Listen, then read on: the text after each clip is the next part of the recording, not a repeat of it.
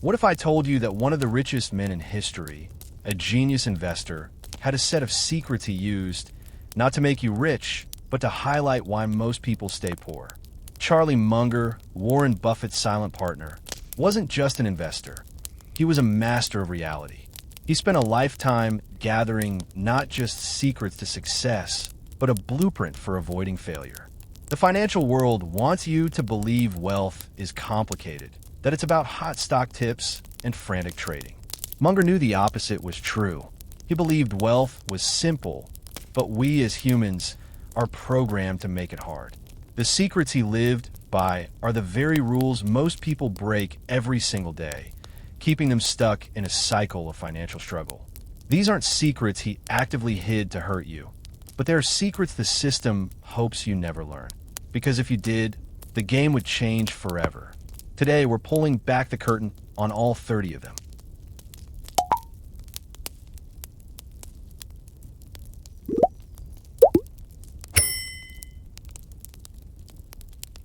Secret 1.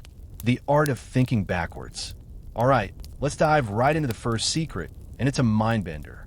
It's a concept so powerful and yet so simple that it's almost criminal it isn't taught in every school. Munger called it inversion. Sounds fancy, right? It just means thinking backward. That's it. While the entire world is obsessed with the question, how can I be successful? Munger spent his life asking a completely different question. How can I fail? And then he just avoided that. Think about it. Imagine you want to throw the best party ever. The average person makes a checklist. Great music, good food, cool decorations, send out invites. That's forward thinking. Now, let's use Munger's inversion. Instead of asking, how do I make this party great? You ask, what would make this party an absolute train wreck? Well, the music could be terrible and deafening. The food could give everyone food poisoning. You could forget to buy drinks. A fight could break out. The neighbors could call the cops. By listing all the ways the party could spectacularly fail, you've just created a perfect roadmap of what to avoid. If you simply avoid all those catastrophic mistakes, you'll almost certainly have a pretty decent party. You might not have the party of the century, but you definitely won't have a disaster. And in the world of money, not having a disaster is more than half the battle. Munger famously said, "All I want to know is where I'm going to die, so I'll never go there." It's a dark, funny way of saying the same thing. He wasn't trying to be a genius. He was just trying to not be an idiot. The financial industry makes a fortune selling you the idea of genius. They sell you the next Amazon, the 10x stock, the secret formula to becoming a millionaire overnight. They want you focused on a lottery ticket, the 1 in a million shot. Why? Because it keeps you active. It keeps you trading, buying, selling, and paying fees. It's a game designed to make them rich, not you. Munger's secret of inversion flips the whole game on its head. Instead of asking, which stock will make me rich, he would ask, what kind of company will absolutely, positively go bankrupt and wipe out my money? He'd list the characteristics. A company with crushing debt, a product nobody wants, terrible management that lies to its shareholders, no competitive advantage, and a history of losing money. Once he had that list, he just avoided those companies. It sounds almost stupidly simple, doesn't it? But how many people do you know who got burned because they bought into a story, a hype, without ever stopping to ask, what's the absolute worst case scenario here? And can I live with it? This applies to your personal finances, too. Everyone is chasing how to get rich quick. Apply inversion. Ask, what are all the things I could do to guarantee I end up broke and miserable? The list is pretty obvious. Get into massive credit card debt. Never save a penny. Spend more than you earn. Invest in things you don't understand. Try to time the market and panic sell every time the news gets scary. Now, just don't do any of that. If you consistently avoid those stupid mistakes, you're almost mathematically guaranteed to end up in a better financial position than 90% of the population. You don't need a PhD in economics. You just need to avoid being a fool. This is the first secret Munger used that keeps people poor. They are playing the wrong game. They are running towards a finish line called success without ever looking down to see the thousands of banana peels on the floor. Munger's secret was to spend all his time identifying and stepping around the banana peels. By simply not falling down, he naturally drifted further and further ahead of everyone else who was constantly slipping, falling, and having to start over. He let others play the game of being brilliant, while he played the game of not being stupid. And as it turns out, the man who consistently avoids stupidity will always beat the man who is occasionally brilliant, but also occasionally takes a catastrophic risk. The system doesn't want you to think this way. It wants you to think about the upside, the dream, the lumbo. It doesn't want you to think about the debt, the bankruptcy, the sleepless nights. Thinking backward is your first step to breaking free. Secret 2. The world is not a nail. The second secret is one of the biggest ideas Munger ever came up with, and it's a direct attack on the way our entire education and professional system is built. Munger said, "To a man with a hammer, everything looks like a nail." This simple sentence explains so much about why smart people do incredibly dumb things, especially with money. What does it mean? It means that if you only have one tool, you try to solve every problem with that one tool, even if it's the completely wrong tool for the job. Imagine an accountant. They see the world through spreadsheets, numbers, and tax codes. So when they look at a business, their first instinct is to analyze the balance sheet. That's their hammer. A marketing person sees the world through brand awareness and customer acquisition. Their hammer is advertising. A lawyer sees the world through contracts and legal risks. Their hammer is litigation. Each one of them is a specialist, an expert in their narrow field. And that specialization is exactly the problem. Munger believed that the real world doesn't work in neat, separate boxes. The world is a messy, interconnected system. To understand it, you can't just be an expert in one thing. You need what he called a latticework of mental models. It's a fancy term for a simple idea. You need a toolbox, not just a hammer. You need to have a collection of the big, important ideas from all the major fields of study: psychology, physics, biology, history, philosophy, and so on. You don't need to be an expert in all of them, but you need to understand the core concepts. Let's see how this works in practice. Say you're looking at investing in Coca-Cola. A typical finance guy, the man with the hammer, will pull up the financial statements. He'll look at revenue growth, profit margins, and price-to-earnings ratios. He'll conclude the numbers look good. It's a bot. He used his finance hammer, and the problem looked like a finance nail. But Munger would come at it with his entire toolbox. He'd start with the finance hammer, sure, but then he'd pull out other tools. He'd pull out the psychology hammer. He'd think about classical conditioning, just like Pavlov's dogs. For over a century, Coca-Cola has spent billions of dollars associating its product with happiness. Christmas, sunshine, friends, family, good times. You see a red can, and your brain subconsciously thinks happy. That's not a financial metric. It's a deep psychological moat that is almost impossible for a competitor to overcome. Then he'd pull out the physics hammer and think about the concept of scale. Coca-Cola's distribution system is a masterpiece of logistics.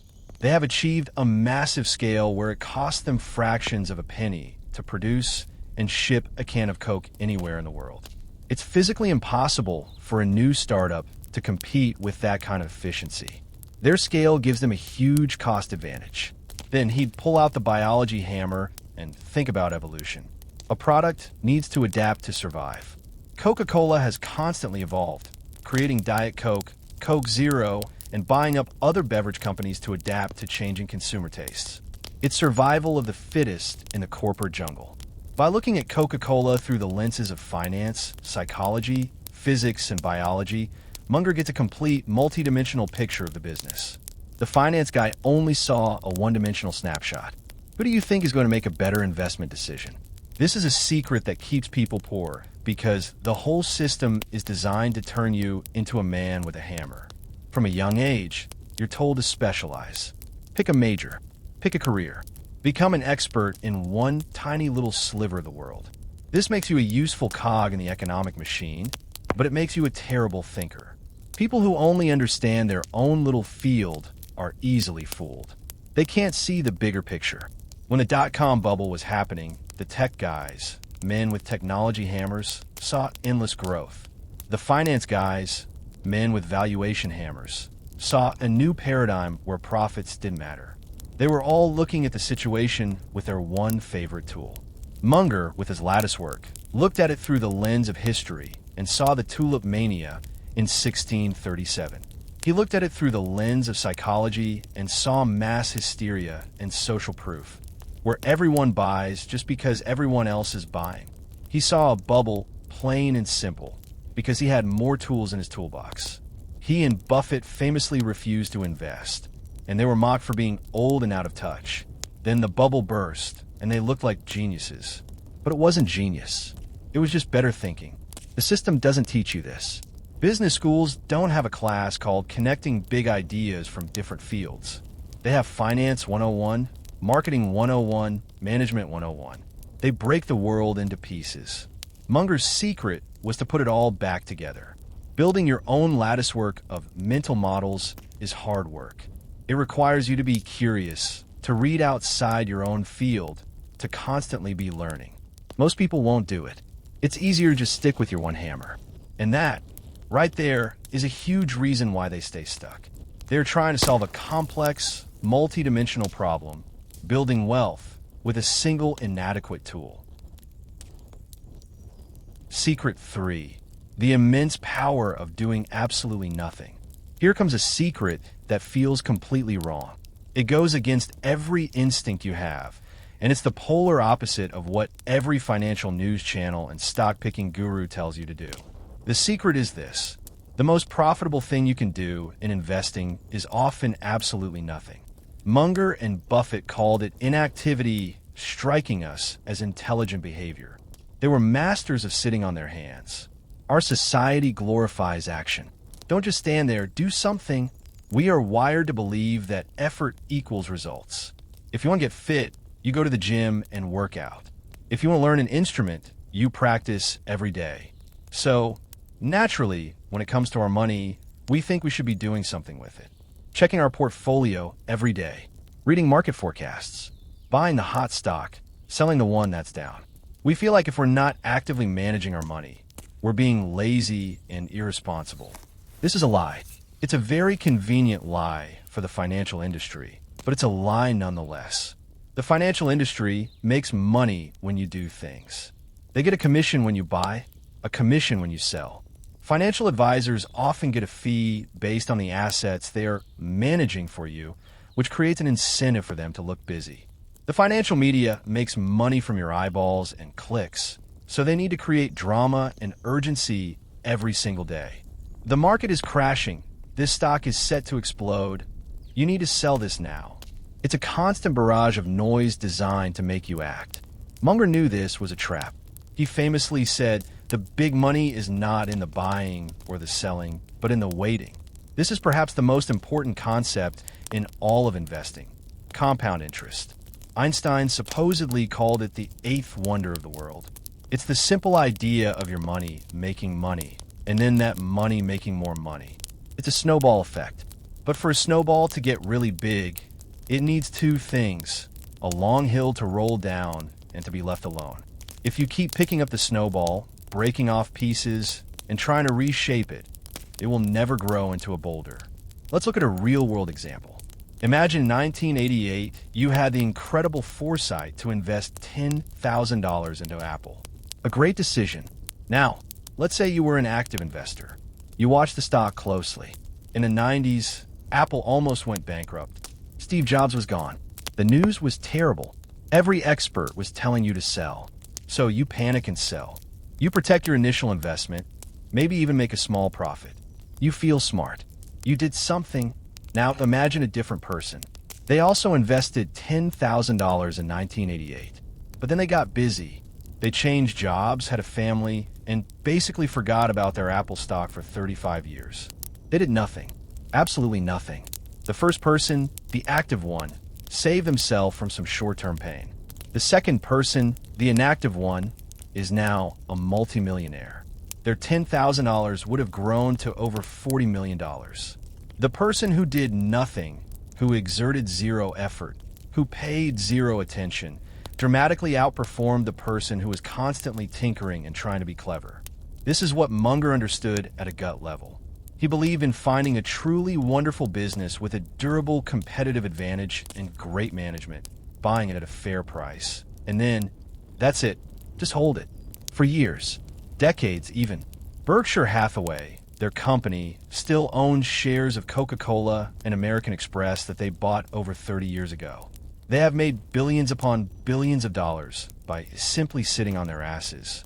This secret keeps people poor because it's so counterintuitive. We are addicted to action. We have a fear of missing out, FOMO. We see a stock like Tesla or Nvidia skyrocketing, and we feel an irresistible urge to jump in.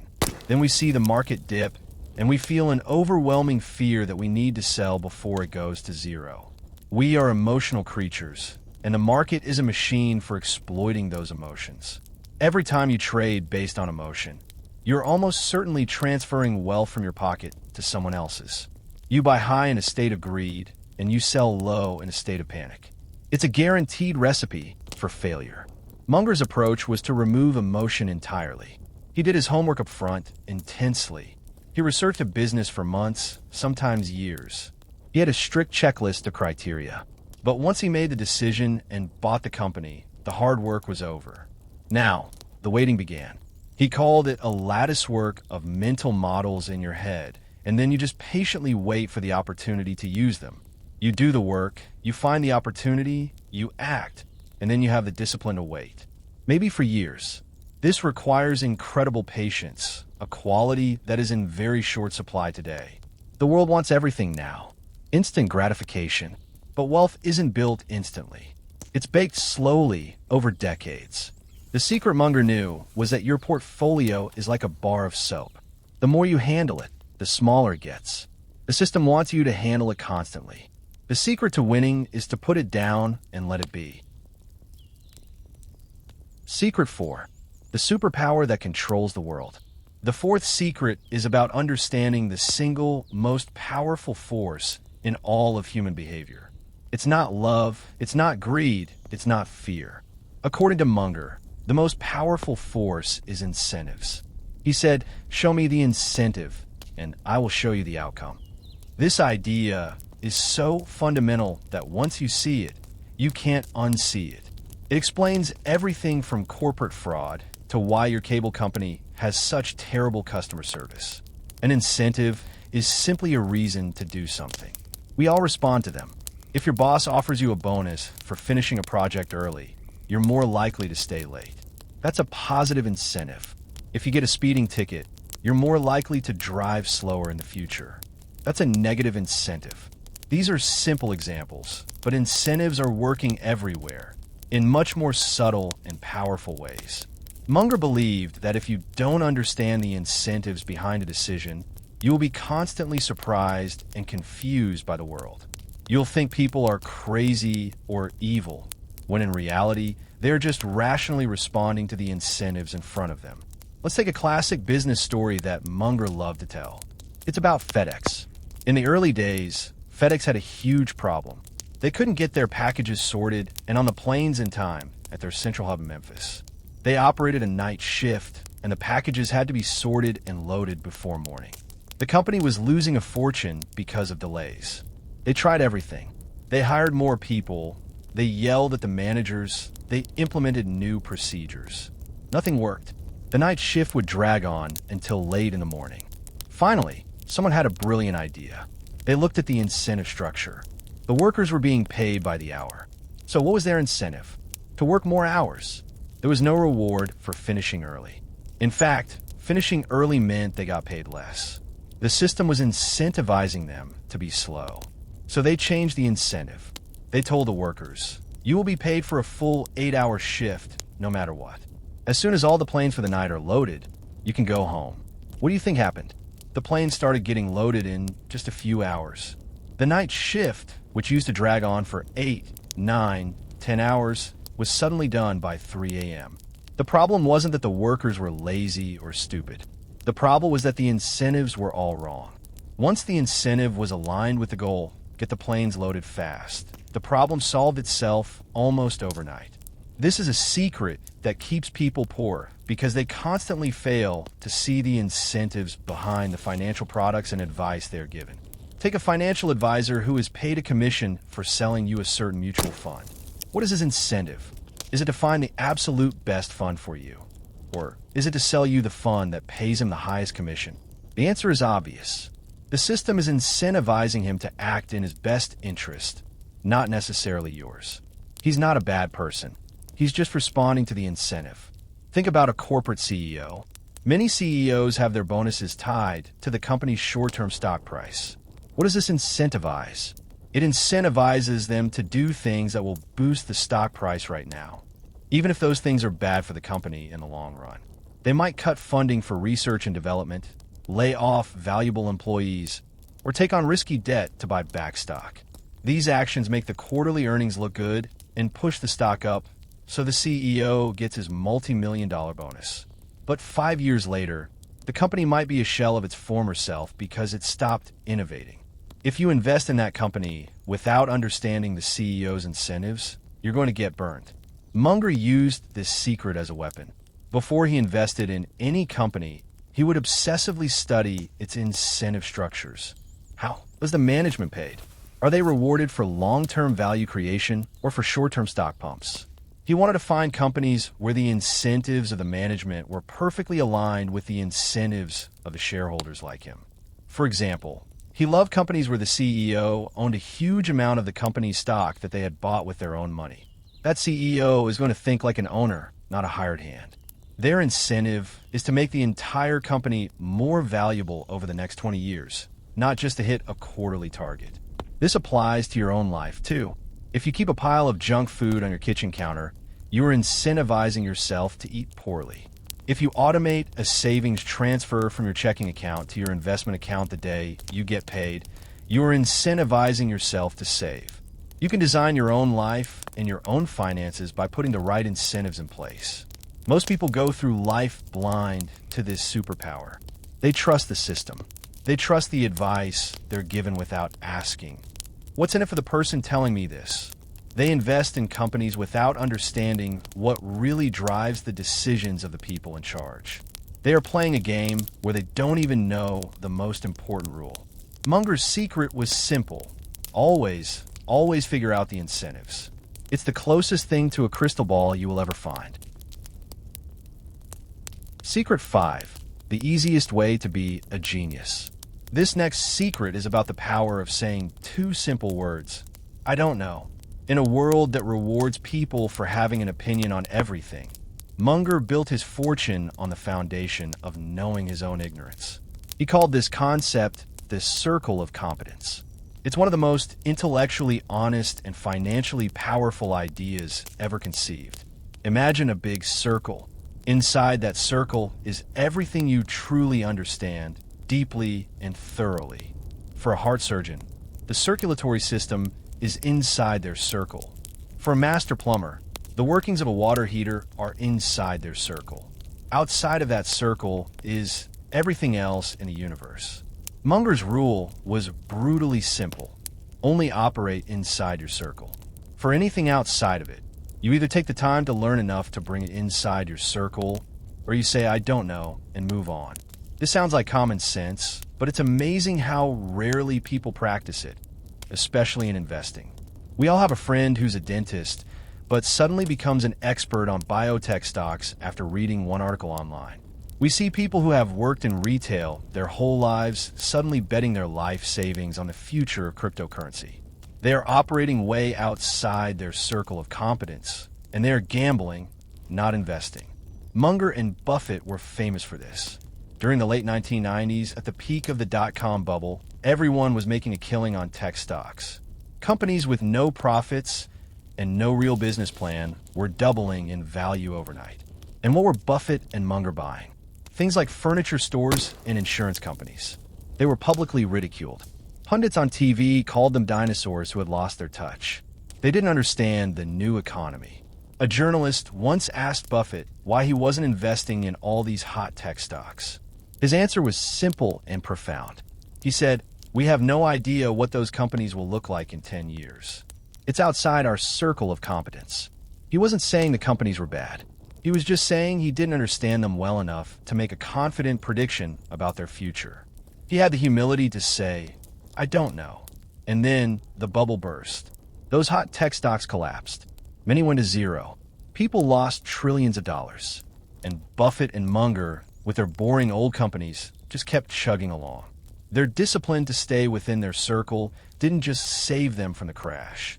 It allowed them to have cash on hand to buy up great businesses at bargain prices when everyone else was forced to sell. This secret is why so many people stay poor. They are constantly drawn to things they don't understand. The financial world is designed to exploit this. They create complex products with fancy names, collateralized debt obligations, leveraged ETFs, structured notes.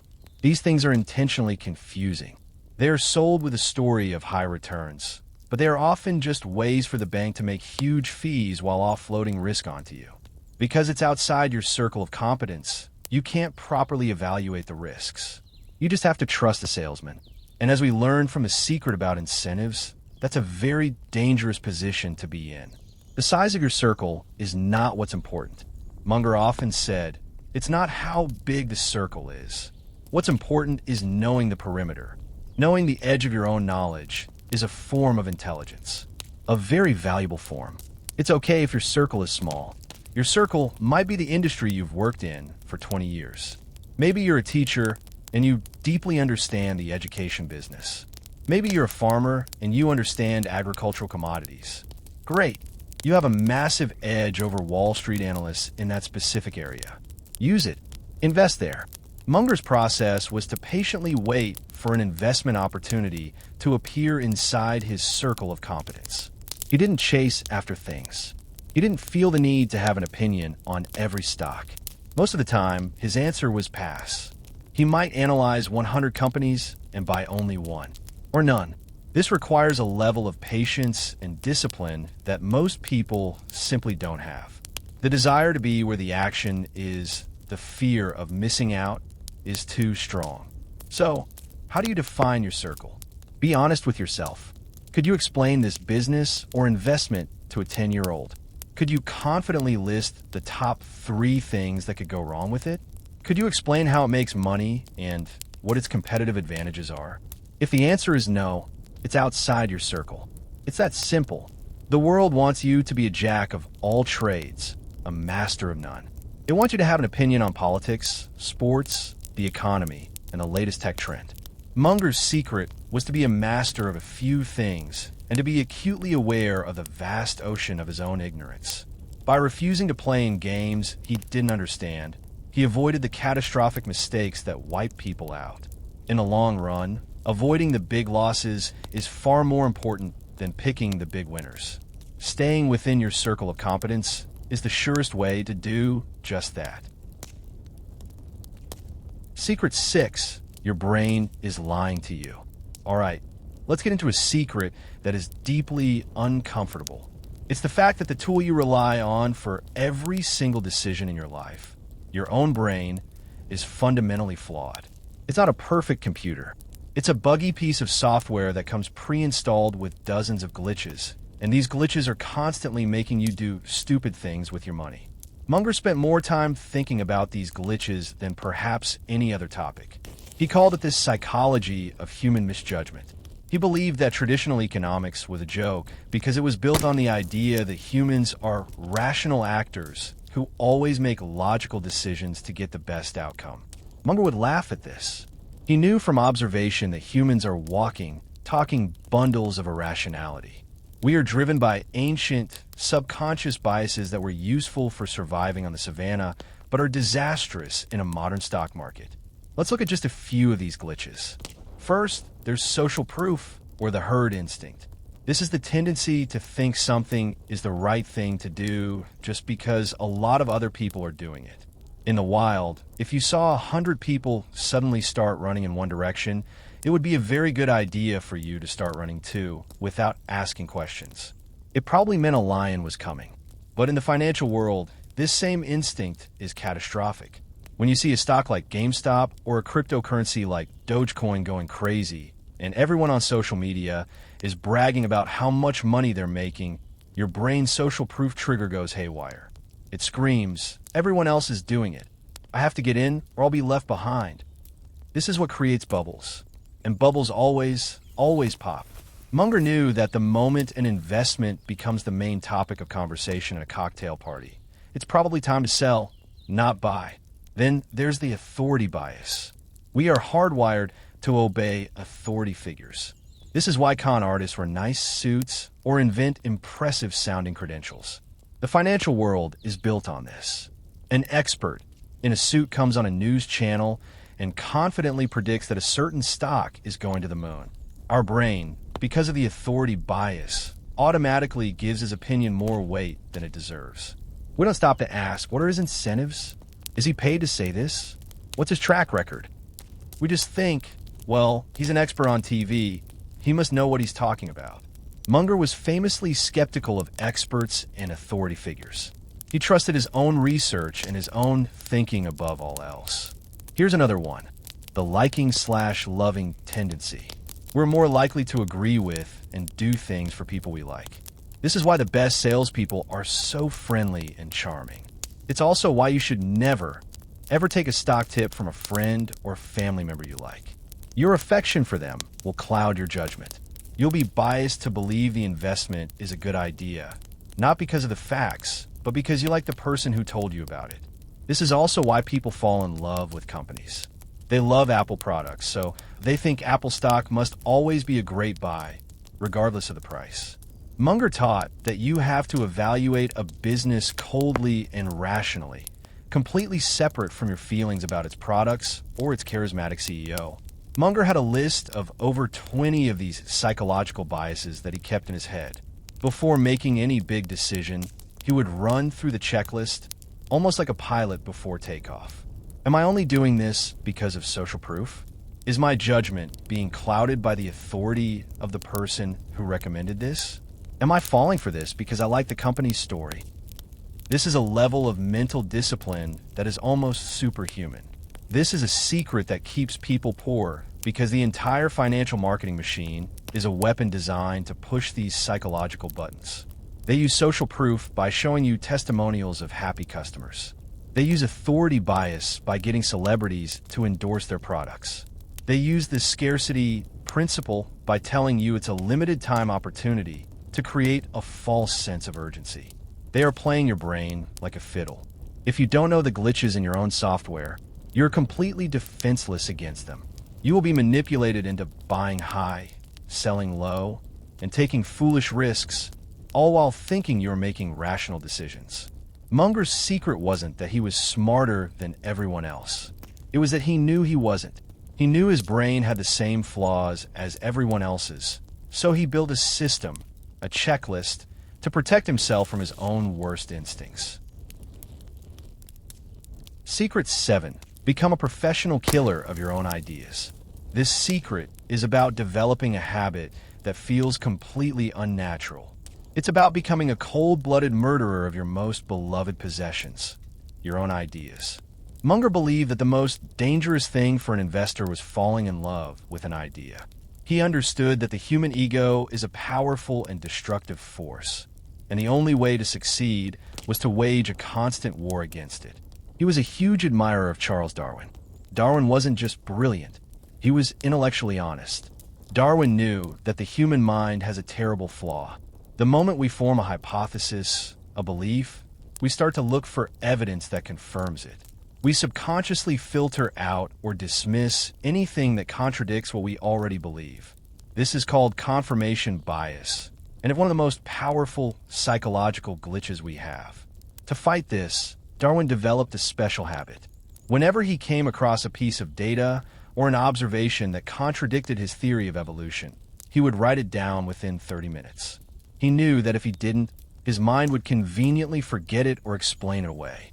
He gave special priority attention to the evidence that went against him. Munger adopted this exact method for investing. When he found a company he liked and was thinking of investing in, he didn't then spend his time building a case for why it was a great idea. He did the opposite. He would actively and aggressively try to destroy the idea. He would ask himself, okay, I think this is a wonderful business. Now, what are all the reasons I could be wrong? What is the single best argument against this investment? He would try to find the smartest person who held the opposite view and listen to their argument. He He would essentially pay someone to tell him he was wrong. He called it inverting the problem. Instead of confirming his belief, he tried to falsify it.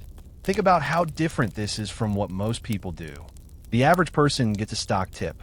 They buy the stock, and from that moment on, they are that stock's number one cheerleader. They go on internet forums and only read the posts from other people who also love the stock. If they see a negative news article, they dismiss it as fake news or market manipulation. Their ego has now become intertwined with the stock. If the stock goes down, it feels like a personal failure. So they hold on, hoping and praying it will come back, even as the evidence mounts that they made a mistake. They can't kill the idea, because killing the idea means admitting they were wrong, and the human ego hates admitting it was wrong more than almost anything else. This is a massive secret that keeps people poor. They are married to their positions. They let their ego do their investing for them. They turn a financial decision into a test of their own intelligence. Munger knew that the market is a cruel and unforgiving place that does not care about your feelings or your ego. The only way to survive is to be objective and ruthless with your own opinions. You have to treat your ideas like they are laboratory rats to be tested, not precious children to be protected. A great example is the story of a man named George Zweig, a brilliant physicist who came up with the idea of quarks but was denied the Nobel Prize. He later went to work in finance and told a story about Munger's partner, Warren Buffett. He was in a meeting where some analysts were presenting a stock idea to Buffett.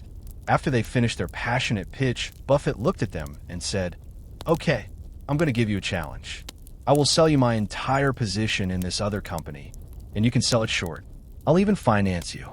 Now, tell me why you're right and I'm wrong." He was actively inviting them to destroy his own long-held position. This is the Darwin method in action. This is what intellectual honesty looks like. To practice this, you have to separate your identity from your ideas. You're not your stock portfolio. A losing investment does not make you a bad person or a stupid person. It just means your initial hypothesis was wrong. That's it. It's a data point.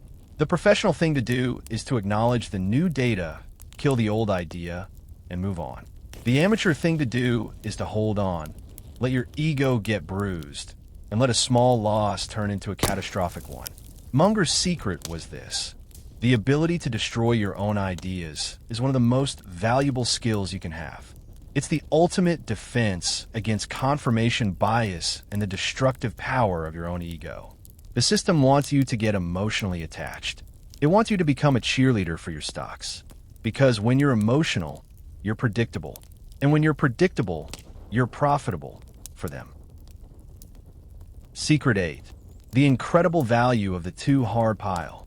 Here is a secret that will save you more time, money, and heartache than almost any other. It's the secret of the too hard pile. We've talked about the circle of competence, which is about knowing what you know. The too hard pile is the practical application of that idea. It's about having the discipline to immediately discard 99% of the investment opportunities that come your way without feeling a single ounce of regret or FOMO. Imagine your desk. On one corner, you have a small pile for potential yes ideas. On the other corner, you have a small pile for potential no ideas. In the middle, you have a giant, overflowing pile, a mountain of paper labeled too hard. For Charlie Munger, this was how he viewed the world of investing. Most things that crossed his desk, most companies, most industries, most economic predictions went straight into the too hard pile, often after only a few minutes of consideration. What goes in the too hard pile? Anything you don't understand, for starters. A biotech company working on a cure for a rare disease? For Munger, who is not a scientist, that's too hard. He has no way of knowing if their drug will work. It's a complete gamble for him. A social media company whose future depends on the whims of teenage culture? Too hard. The variables are too unpredictable. A company in a rapidly changing industry where the technology will be completely different in 5 years? Too hard. It's not just about complexity. It's also about predictability. Munger was looking for businesses that he could confidently predict would be bigger and more profitable in 10 or 20 years. Wrigley's Chewing Gum, Coca-Cola, a railroad. These are simple, durable businesses.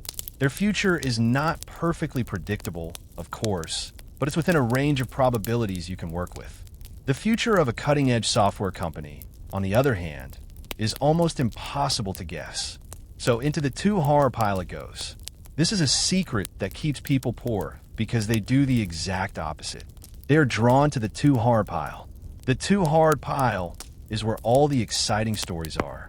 It's where you find the promise of 100x returns. It's the stuff the financial media loves to talk about because it's new and sexy. Curing cancer, flying cars, artificial intelligence taking over the world. These are compelling narratives, and people love to invest in a good story. They feel smart and sophisticated for being involved in something so complex and cutting edge. But in reality, they're just gambling. They are betting on things where the range of outcomes is enormous, from a total wipeout to a huge success, with no real way of knowing the odds. Munger's genius was in his humility. He knew he wasn't smart enough to figure out the hard problems, so he didn't even try. He just waited patiently for the easy problems to show up. He called them no-brainers, an opportunity so good, so obvious, and so cheap that you almost can't say no. These opportunities are rare. They might only come along once every few years. But by having a too hard pile, he cleared his mind of all the distracting noise. He saved all of his mental energy for the moment. An easy pitch came right down the middle of the plate. Most people don't have the patience for this. They feel like they have to be swinging at every pitch. They think being a good investor means having an opinion on everything. What do you think about the price of oil? Where are interest rates going? Is the euro going to collapse? Munger's answer to most of these questions would be as simple: I don't know and I don't care. It's a my too hard pile. He wasn't trying to be an economist or a geopolitical strategist. He was just trying to be a guy who owned good businesses. You can apply this to your own life immediately. The next time you hear about a hot investment opportunity, ask yourself a simple question. Is this easy or is this hard? Be brutally honest. Do you understand exactly how this thing makes money? Do you understand its competitive landscape? Can you realistically see it thriving in a decade? If there's any hesitation, if it feels complicated, if it requires you to predict the future of technology or politics, just mentally throw it in your too hard pile. And then forget about it. Don't worry that you might be missing out on the next big thing. For every next big thing that actually works out, there are 1,000 that go to zero. You're not missing out. You are protecting yourself. The system wants you to play in the too hard pile. It's where the fees are highest, the stories are best, and the complexity makes you feel like you need an expert to guide you. Munger's secret was to refuse to play that game. He defined his own game, a much simpler one, called only swing at the easy pitches. It's a game almost anyone can win, but you have to have the discipline to put almost everything in the too hard pile. Secret 9. Find someone to tell you you're an idiot. This secret might be the most uncomfortable of all, because it involves willingly inviting criticism into your life. Munger believed that one of the single greatest protections against foolishness was having a trusted partner whose job was to challenge your thinking and tell you when you were being an idiot. For him, that person was Warren Buffett, and for Buffett, it was Munger. Their 60-year partnership was not just a business arrangement. It was a finely tuned machine for killing bad ideas. We live in an age of echo chambers. On social media, we follow people who agree with us. We watch news channels that confirm our existing beliefs. We tend to associate with friends who share our worldview. This is comfortable, but it's incredibly dangerous, especially when it comes to money. When you're making a big financial decision in a vacuum or surrounded only by people who will nod and agree with you, you're at your most vulnerable. Your worst biases will go unchecked. Munger understood this deeply. He knew he was smart, but he also knew he had blind spots, just like everyone else. He relied on Buffett to see the things he couldn't. Buffett once said that Munger had the best 30-second mind in the world. He could see the fatal flaw in any business idea almost instantly. Buffett would bring him an idea he was excited about, and Munger's job was not to be a cheerleader. His job was to be the professional skeptic. His favorite word was no. One of the most famous stories of their partnership illustrates this perfectly. In the early days, Buffett was a pure value investor in the style of his mentor, Benjamin Graham. He looked for what he called cigar butts, terrible, dying businesses that were trading for so cheap that there was still one last free puff of smoke left in them. You could buy them for less than the value of their assets, liquidate them, and make a small profit. It was a profitable but ugly way to make money. Then, in 1972, they had the opportunity to buy a company called See's Candies. It was a wonderful business. It had a beloved brand, loyal customers, and made great profits. The problem was, it wasn't a cigar butt. The asking price was fair, maybe even a little high. It wasn't statistically cheap. Buffett's instincts, trained for years in the cigar butt method, told him to pass. But Munger pushed him. He argued that it was better to buy a wonderful company at a fair price than a fair company at a wonderful price. He understood that the quality of the business itself was the most important thing, and that a truly great business would compound its value for decades to come, making the initial price seem trivial. Buffett has said that Munger's influence in that one decision changed his entire trajectory. Without Munger, he might have spent his whole career picking up dirty cigar butts. With Munger's push, he started buying wonderful companies like Coca-Cola and American Express, which made them not just millions, but hundreds of billions of dollars. Munger was the partner who told Buffett his old way of thinking, while not wrong, was limiting his potential. He challenged Buffett's core philosophy and made him better. This is a secret that keeps people poor because they are financially alone. They carry the burden of all their financial decisions themselves. Or worse, they get advice from people who have a vested interest in selling them something, not in telling them the truth. A lone investor is an emotional investor. They have no one to talk them down when they get too greedy in a bull market, and no one to give them courage when they get too fearful in a crash. You need to find your Munger. This doesn't have to be a world-famous billionaire. It can be your spouse, a smart friend, a mentor, or even a small group of like-minded people. The key is that this person or group must be two things. They must be someone you trust, and they must not be afraid to disagree with you. You need to build a relationship where the goal is not to agree, but to get to the truth. You have to give them permission to tell you you're being an idiot. Before you make your next big financial move, run it by your Munger. Lay out your case, and then ask them one simple question. What am I missing? What's the biggest flaw in my thinking? And then just shut up and listen. Don't defend yourself. Don't argue. Just listen. The value of that outside perspective from someone who isn't emotionally invested in the idea is priceless. It will save you from yourself more times than you can count. The system wants you isolated. An isolated investor is an easy target. A partnership, a rational team of two, is a fortress. Secret 10. The unfair advantage of being a bookworm. The final secret in this section may be the most straightforward, yet it's the one most people make excuses to avoid. It's the simple, unglamorous secret of becoming a relentless, lifelong learning machine, primarily through reading. Munger's life was a testament to this idea. He wasn't a trader glued to a stock ticker. He was a scholar who happened to be in the business of investing. His primary activity, day in and day out, was sitting in a chair and reading. He famously said, "In my whole life, I have known no wise people over a broad subject matter area who didn't read all the time. None, zero." He wasn't talking about reading a few articles online or scrolling through a news feed. He was talking about devouring books. Thick, dense books.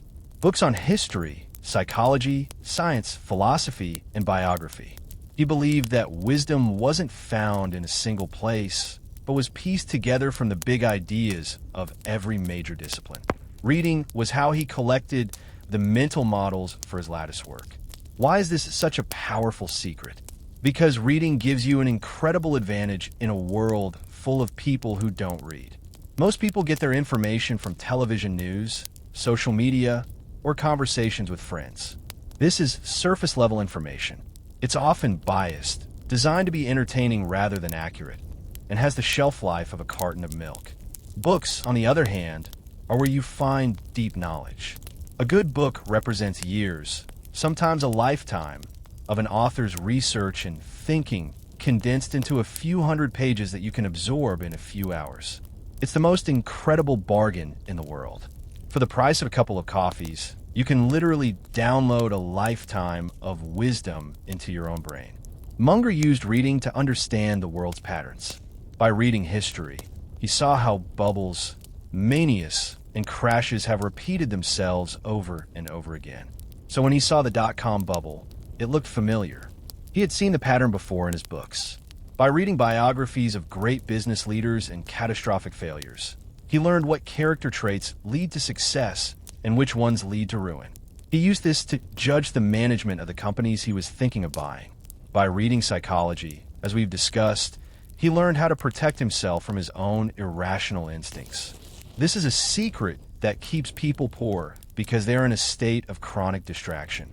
The modern world is an engine designed to destroy your attention span. Notifications, endless scrolling, 15-second videos. These things train your brain to crave constant, tiny hits of dopamine. They make it almost impossible to sit down for an hour in silence and focus on a single, complex idea. This is a tragedy. People are substituting the illusion of being informed, which they get from scrolling headlines, for the real knowledge that only comes from deep reading. The financial industry secretly loves this. A population with a short attention span that doesn't read deeply is the perfect customer base. They are susceptible to hype, they make emotional decisions based on news headlines, and they don't have the deep foundational knowledge to question the advice they're given. They're always looking for a shortcut, a hot tip, because they haven't done the slow, hard work of building real wisdom. Munger's approach was the complete opposite. He wasn't looking for tips. He was looking for permanent knowledge. He knew that the name of the hot stock of the year would be irrelevant in 5 years. But the principles of human psychology, the lessons of history, and the laws of economics would be the same. He was playing a long game, building a base of wisdom that would serve him for his entire life. He often said he wanted to go to bed a little wiser each night than when he woke up. If you want to stop playing the game on the financial industry's terms, you have to start playing it on Munger's terms. This means carving out time every single day to read. Turn off the TV. Put your phone in another room. Pick up a book. It doesn't have to be a finance book. Read a biography of Benjamin Franklin. Read a book about evolutionary biology. Read a history of the Roman Empire. Every big idea you learn from these books becomes another tool in your mental toolbox. They give you a new lens through which to see the world. Over time, you will start to see patterns that other people miss. You will develop an immunity to the hype and noise of the daily market circus. You will be building a real, durable, unfair advantage. You will be becoming a learning machine. Secret 11. Build a fortress around your money. Let's dig into a concept that Munger and Buffett considered the single most important factor in identifying a great business. It's a simple, powerful metaphor, the moat. Think about a medieval castle. What was its number one defense? A big, wide, deep moat filled with crocodiles. That moat made it incredibly difficult for invading armies to attack the castle. A business, Munger argued, should be the same. A truly great business has a protective moat around it, a durable competitive advantage that keeps competitors at bay and allows the company to earn high profits year after year. This is a secret that keeps people poor because they invest in unprotected castles. They buy stocks in companies that look good on the surface. Maybe they have a hot new product or a few good quarters of growth, but they have no real, lasting defense. They are operating on an open field, and sooner or later, a bigger, faster, or cheaper competitor will come along and burn their castle to the ground. So, what do these moats look like in the real world? They come in several forms. The first and most obvious is a powerful brand. Think about Coca-Cola. There are countless other brown, sugary soft drinks in the world, and many of them win in blind taste tests. But nobody has been able to touch Coke's dominance for over a century. Why?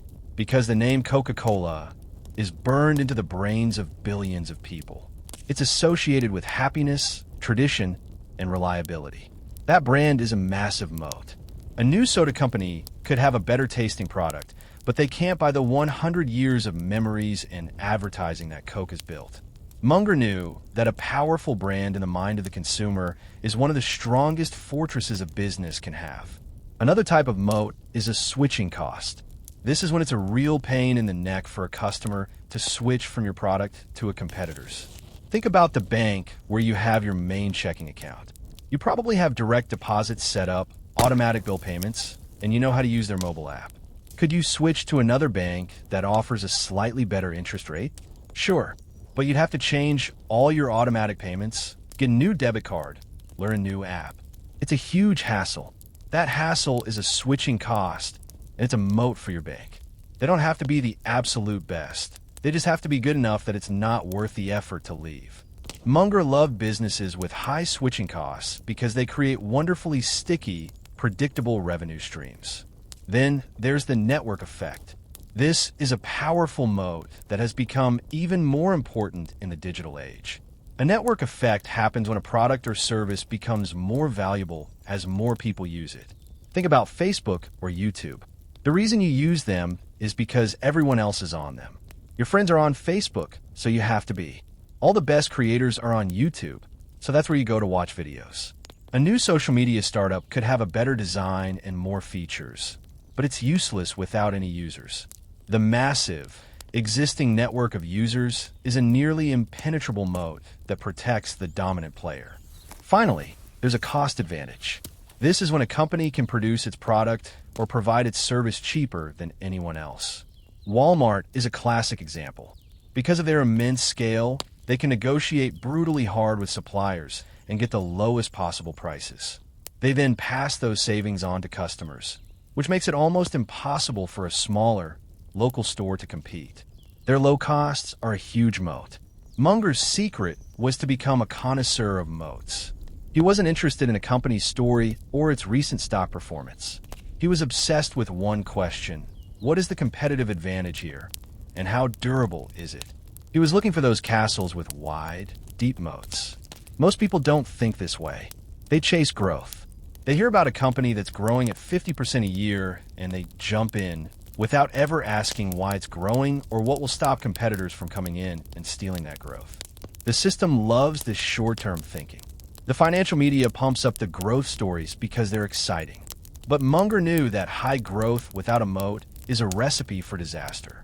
It's like a flashing neon sign that says attack ME to every competitor in the world. True, lasting wealth isn't built by investing in temporary growth stories. It's built by owning a piece of a truly wonderful business, a fortress, and then letting that business compound its earnings for decades, safely protected behind its moat. Secret 12. Your insane business partner, Mr. Market. This next secret requires a shift in your entire perception of the stock market. Most people view the stock market as a giant, all-knowing judge that correctly prices every company every second of every day. The price you see on the screen, they believe, is the truth.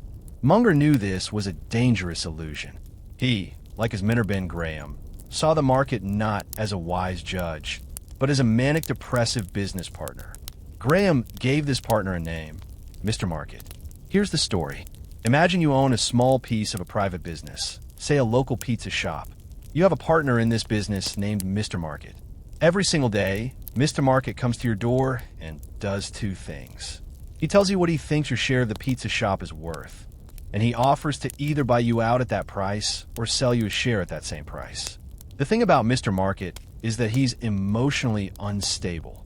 He has serious psychological problems. Some days, he shows up euphoric.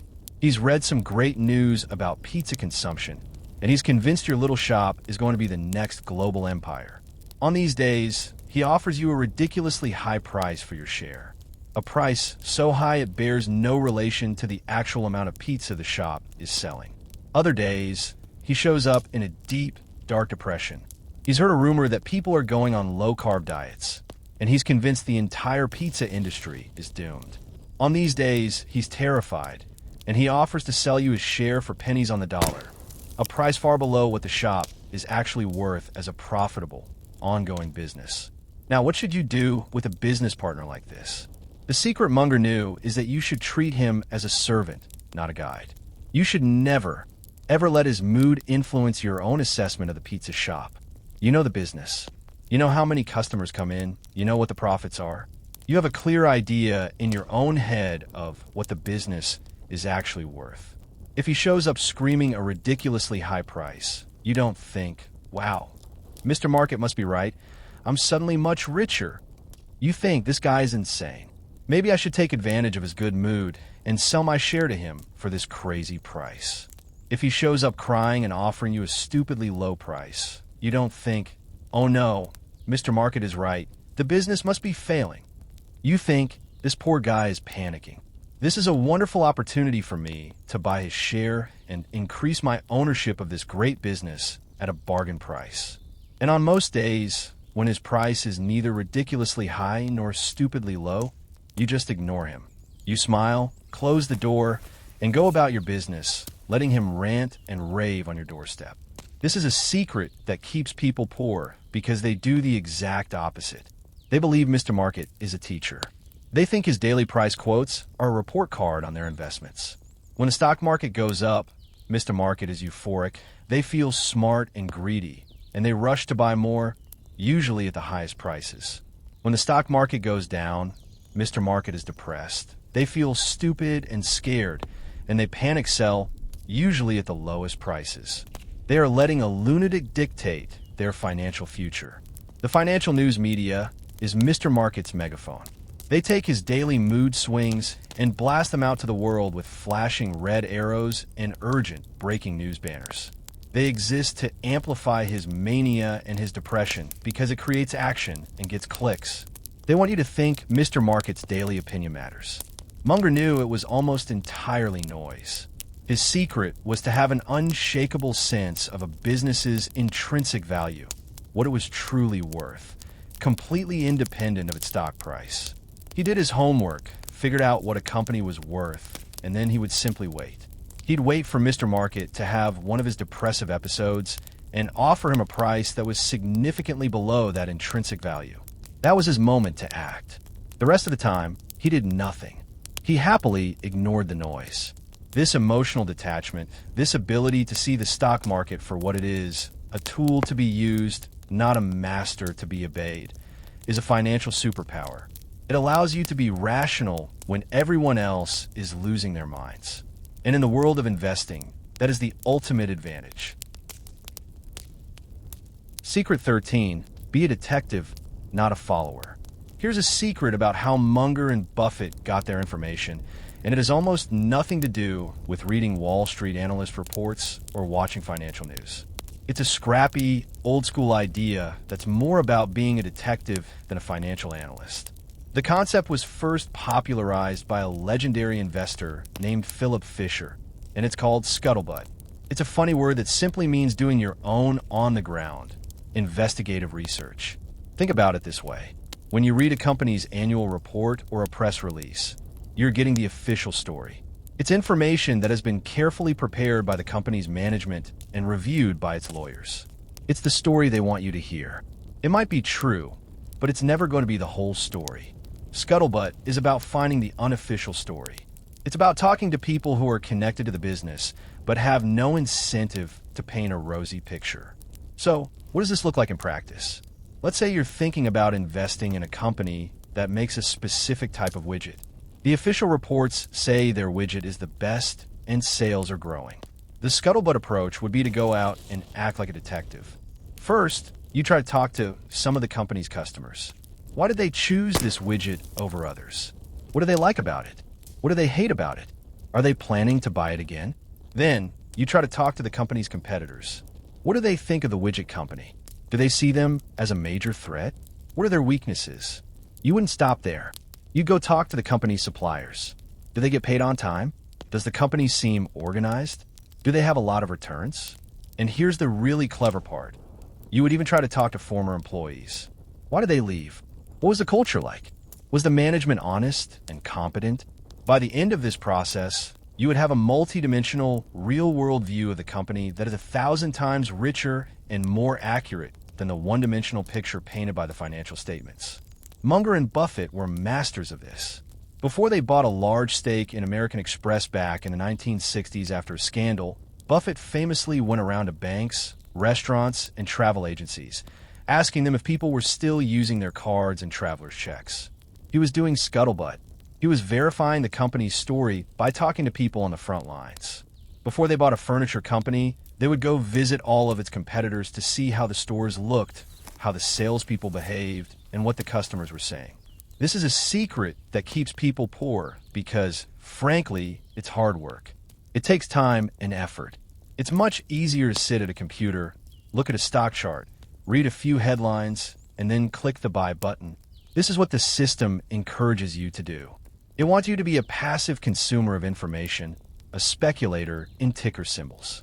It doesn't want you to be an active investigator of businesses. Why? Because scuttlebutt is slow.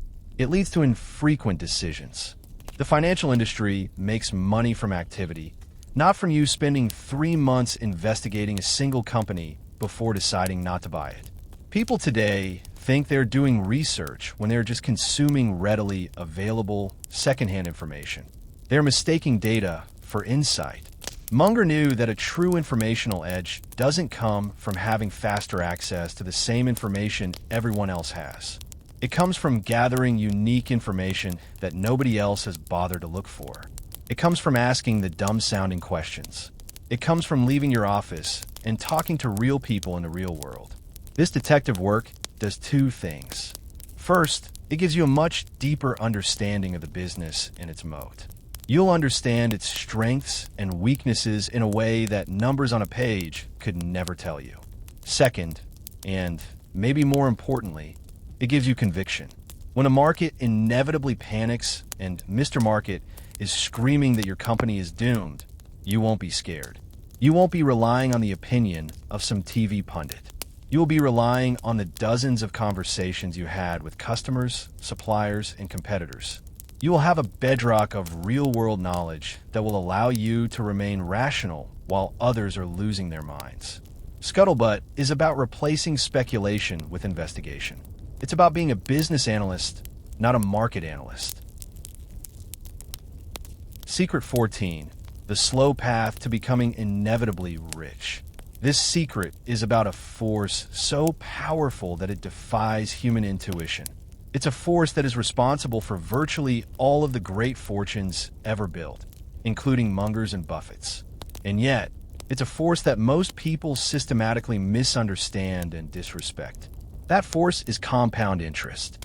We've touched on it before, but Munger's understanding of it was so deep, so profound, that it became the central pillar of his entire philosophy. You've probably heard the definition. It's the process of generating earnings on an asset's reinvested earnings. Your money makes money, and then the money your money made starts making money. It sounds simple, but our linear thinking brains are not equipped to grasp the explosive, exponential power of this process over long periods. Let me give you an illustration. Let's say I offer you a choice. Option A, I will give you $1 million right now in cash. Option B, I will give you a single penny, and I will double it every day for 31 days. Most people, thinking linearly, would snatch the $1 million. A penny seems like nothing.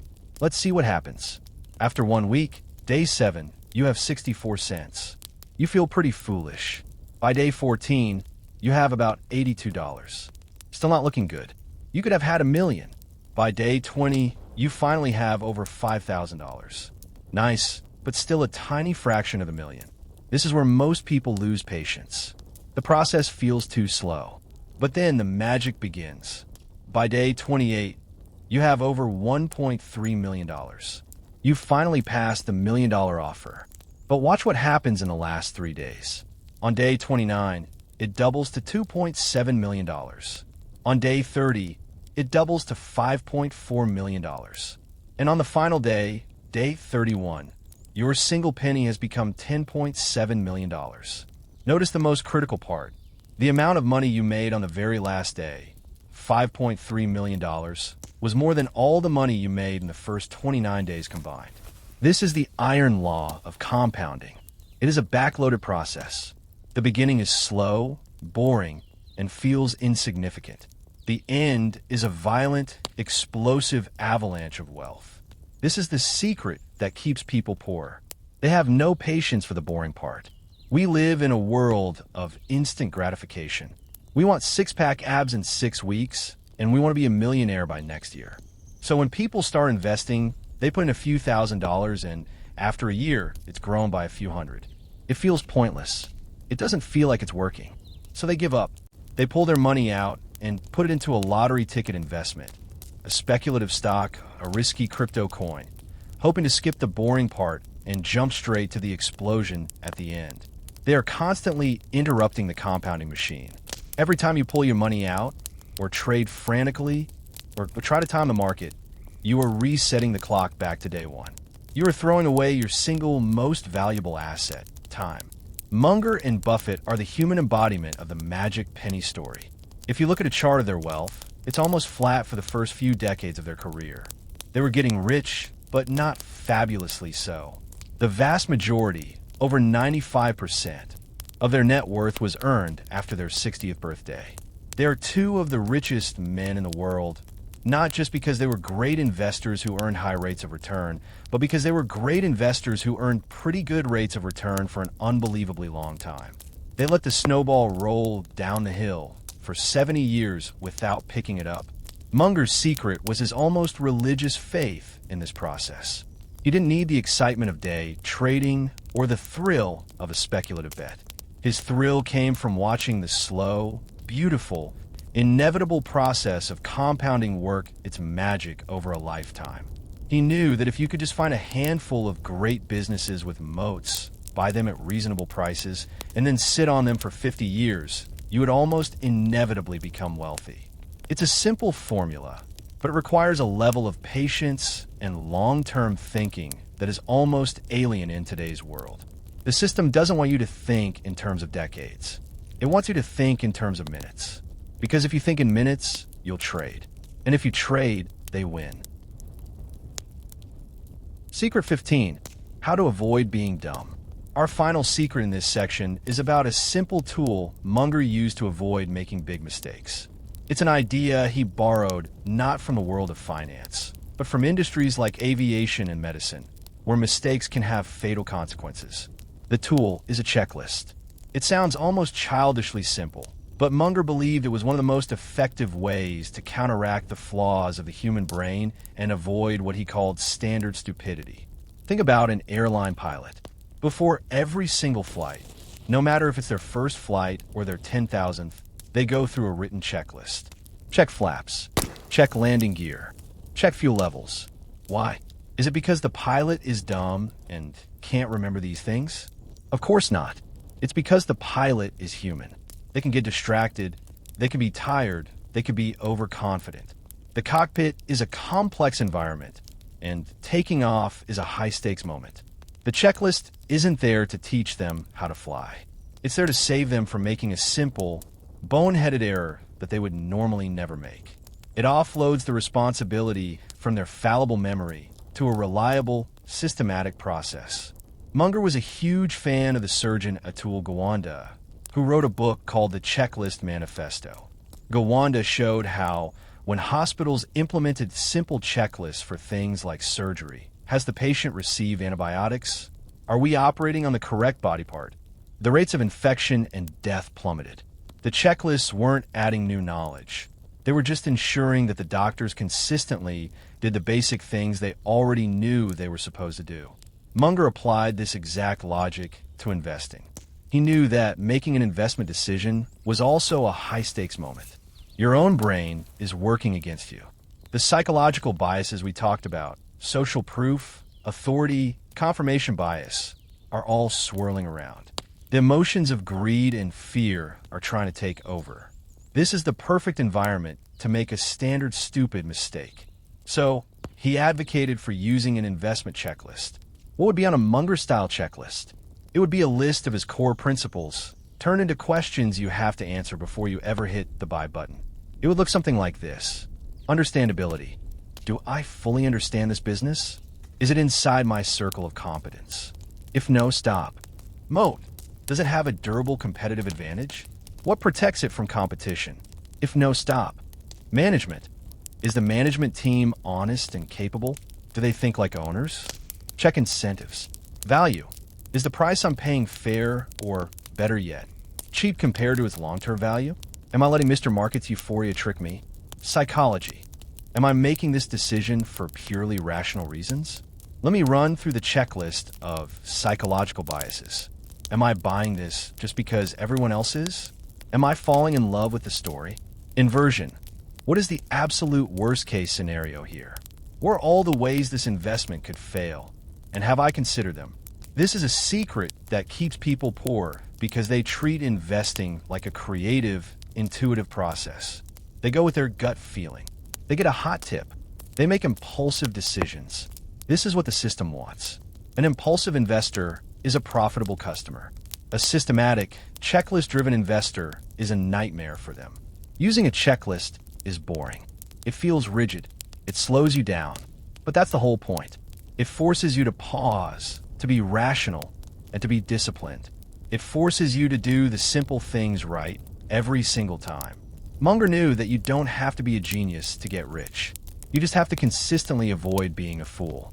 And a simple checklist is one of the most powerful foolproofing tools ever invented. Secret 16. The brain-melting power of the Lollapalooza. Now we arrive at a concept that Munger invented himself. It's a strange-sounding name for a terrifyingly powerful phenomenon, the Lollapalooza Effect. This is what happens when it's not just one of your brain's psychological glitches working against you, but when multiple glitches all fire at the same time, in the same direction. When this happens, your rational mind doesn't just get weakened, it gets completely steamrolled. It's not addition, it's multiplication.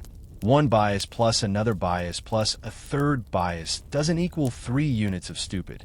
It equals 100 units of stupid. It creates an explosive, irrational outcome. To understand this, let's look at an environment perfectly designed to create a Lollapalooza, a live auction for a piece of art. The room is buzzing. An expensive-looking item is on the stage. The bidding starts. What's happening in your brain? First, social proof kicks in. You see dozens of other smart, well-dressed people bidding, which signals to your brain that this item must be valuable. Second, the scarcity principle. The auctioneer says, it's the last one of its kind. Ladies and gentlemen, once it's gone forever. This triggers a fear of missing out. Third, the commitment and consistency tendency. You make a small, early bid. Now you're in the game. You've publicly committed. Your brain now wants to remain consistent with that initial action. So it's much harder to stop. But it gets worse. As the bidding goes higher, you get into a battle with one other person. Now a fourth bias kicks in, deprival superreaction, or the fear of loss. It's no longer about wanting to gain the painting. It's about the agony of losing it to this other person. The pain of losing something you feel you almost own is a much more powerful motivator than the pleasure of gaining it. Finally, you have the authority bias. The auctioneer, the expert in the room, is controlling the event, adding to the sense of legitimacy and urgency. All these forces, social proof, scarcity, commitment, fear of loss, authority, are combining into a tidal wave of irrationality. The result? People routinely pay prices at auction that are completely disconnected from the item's actual value. They get swept up in the Lollapalooza and wake up the next morning with a terrible case of buyer's remorse. This is a secret that keeps people poor because the modern financial markets are giant, global Lollapalooza machines. Think about a hot IPO, initial public offering. The investment banks carefully control the supply of shares to create scarcity. They go on a roadshow, getting authority figures like famous investors and TV pundits to talk about how great the company is. The media creates a frenzy, triggering massive social proof. Everyone is talking about it. Everyone wants in. People who get a small allocation feel committed. On the day of the IPO, when the stock price starts to soar, the deprival superreaction kicks in for everyone who couldn't get shares, causing them to rush in and buy at any price. It's a perfectly engineered psychological circus. The meme stock craze of 2021 with a Lollapalooza of epic proportions. You had social proof from online communities, a scarcity narrative about a short squeeze, a deprival superreaction against hated hedge funds, and a whole cast of new authority figures on social media. The result was a complete detachment from fundamental value. a mania that led to staggering gains, and for those who got in late, absolutely devastating losses. Munger's secret was to be a student of these effects. He wasn't immune to them. No one is. But because he had a name for the phenomenon and understood the ingredients that created it, he could spot a Lollapalooza forming from a mile away. When he saw one, he didn't try to join the party. He ran in the other direction. He knew that any situation where multiple psychological biases were pushing in the same direction was not an environment for rational decision-making. It was a place to lose money. The system wants you to get swept up in these manias. They are incredibly profitable for the brokers who handle the massive trading volume and for the insiders who get to sell into the hype. The Lollapalooza is the party that the average person is invited to just as the lights are about to come on and they get stuck with the bill. Secret 17.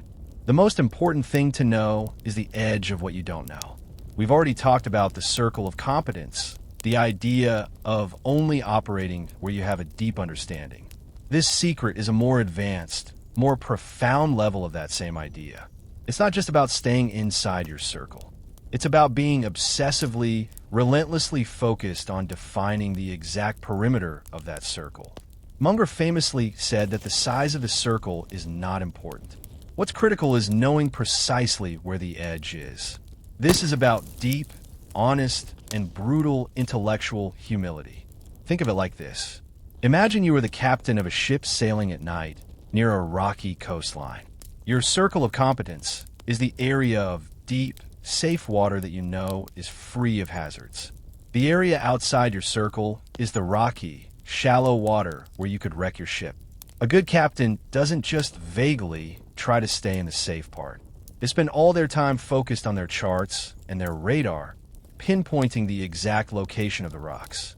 Their entire survival depends not on their knowledge of the safe water, but on their precise knowledge of where the danger begins. They're obsessed with the perimeter. This is the opposite of how most people operate in the world of knowledge, especially when it comes to money. People are terrified of looking stupid. They are afraid to say the three most powerful words in investing. I don't know. If a topic comes up, say, the future of artificial intelligence, they feel a social pressure to have an opinion. So they'll cobble together a few things they read in headlines and present it as a confident take. They are pretending their circle of competence is much larger than it actually is. They're the ship captain who is too proud to look at his charts and is just guessing where the rocks are. Sooner or later, they're going to crash. Munger was the opposite. He took a strange pride in his own ignorance. He was famous for saying, "We have 3 baskets for investing. Yes, no, and too hard. We have so many things in the too hard basket." He was constantly defining the perimeter of his knowledge. If a business relied on complex technology he didn't understand, he didn't pretend to get it. He declared it too hard and moved on. This wasn't a sign of weakness. It was his greatest strength. It was the intellectual honesty that kept him and Berkshire out of the dot-com crash. While everyone else was pretending to understand a new paradigm of business, Munger and Buffett were honest enough to admit it was outside their circle. They looked at their charts, saw rocks, and stayed in their safe channel. This is a secret that keeps people poor because their ego gets in the way of their wallet. They let their pride lead them into investments they don't understand. The financial industry is built on exploiting this insecurity. They use complex jargon, alpha, beta, gamma, quantitative easing, to make you feel like you're not smart enough to manage your own money. They create a world where it feels embarrassing to ask a simple question like, "Wait, can you explain to me exactly how this product makes money?" So people don't ask. They nod along, pretending they understand, and then they sign up for a complex product that is often designed to profit the seller, not the buyer. To practice this secret, you have to get comfortable with saying, "I don't know." You have to see it as a filter that protects you from your own blind spots. Before you make an investment, ask yourself, do I really, truly understand this? Or am I just telling myself a story? And more importantly, where does my knowledge end? What is the single biggest thing about this investment that I don't understand? Be specific. Write it down. Stare your ignorance in the face. This simple act of defining the perimeter will keep you out of more trouble than any hot tip ever will. Most people are playing a game of pretending to know. Munger won by playing a game of knowing what he didn't know. Secret 18. Your 20-slot punch card to riches. Here's a secret that attacks the very foundation of modern portfolio theory. The idea that the key to safety is to diversify by owning hundreds, if not thousands, of different stocks. Munger thought this was insane. He believed that true, life-changing wealth was not built by spreading your money thinly across many mediocre ideas, but by concentrating it heavily in a few outstanding ideas. To illustrate this, he and Buffett came up with a powerful thought experiment, the 20-slot punch card. Imagine that when you were born, you were given a punch card with only 20 slots on it. Each time you make an investment, you have to punch one of those slots. Once you've used up all 20 punches, you can't make any more investment for the rest of your life. That's it. 20 chances forever. How would that change your behavior? Suddenly, every single decision would become incredibly important. You wouldn't just casually buy a stock because your brother-in-law mentioned it at a barbecue. You wouldn't buy something just because it was going up. You would treat each punch as precious. Before you used one of your 20 slots, you would do an immense amount of research.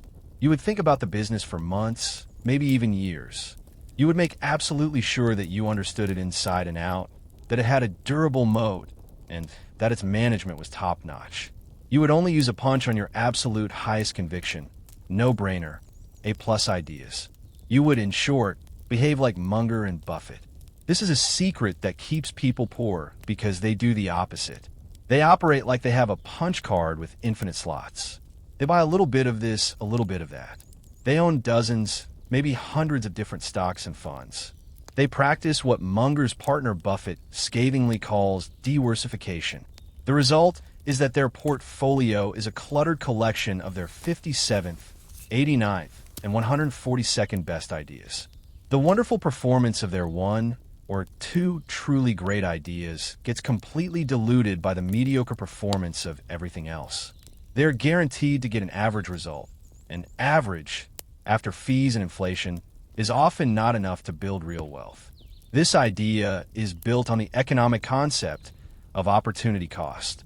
Munger believed that for any new investment to be considered, it had to be better than the best idea you already own. Your best, most well-understood investment is your benchmark. Why would you sell a piece of your best idea to buy a piece of your 10th best idea? It makes no sense. This creates an incredibly high bar for any new decision. This discipline of only swinging at the absolute best pitches is what separates the great investors from the merely good ones. The financial system hates this idea. An investor with a 20-slot punch card is their worst nightmare. That investor might only make one decision every few years. They generate almost no fees, no commissions, no activity. The system wants you to think you have an infinite punch card. It wants you to believe that diversification means owning a tiny slice of everything. It promotes thousands of different mutual funds and ETFs, encouraging you to constantly tinker, rebalance, and chase the latest trend.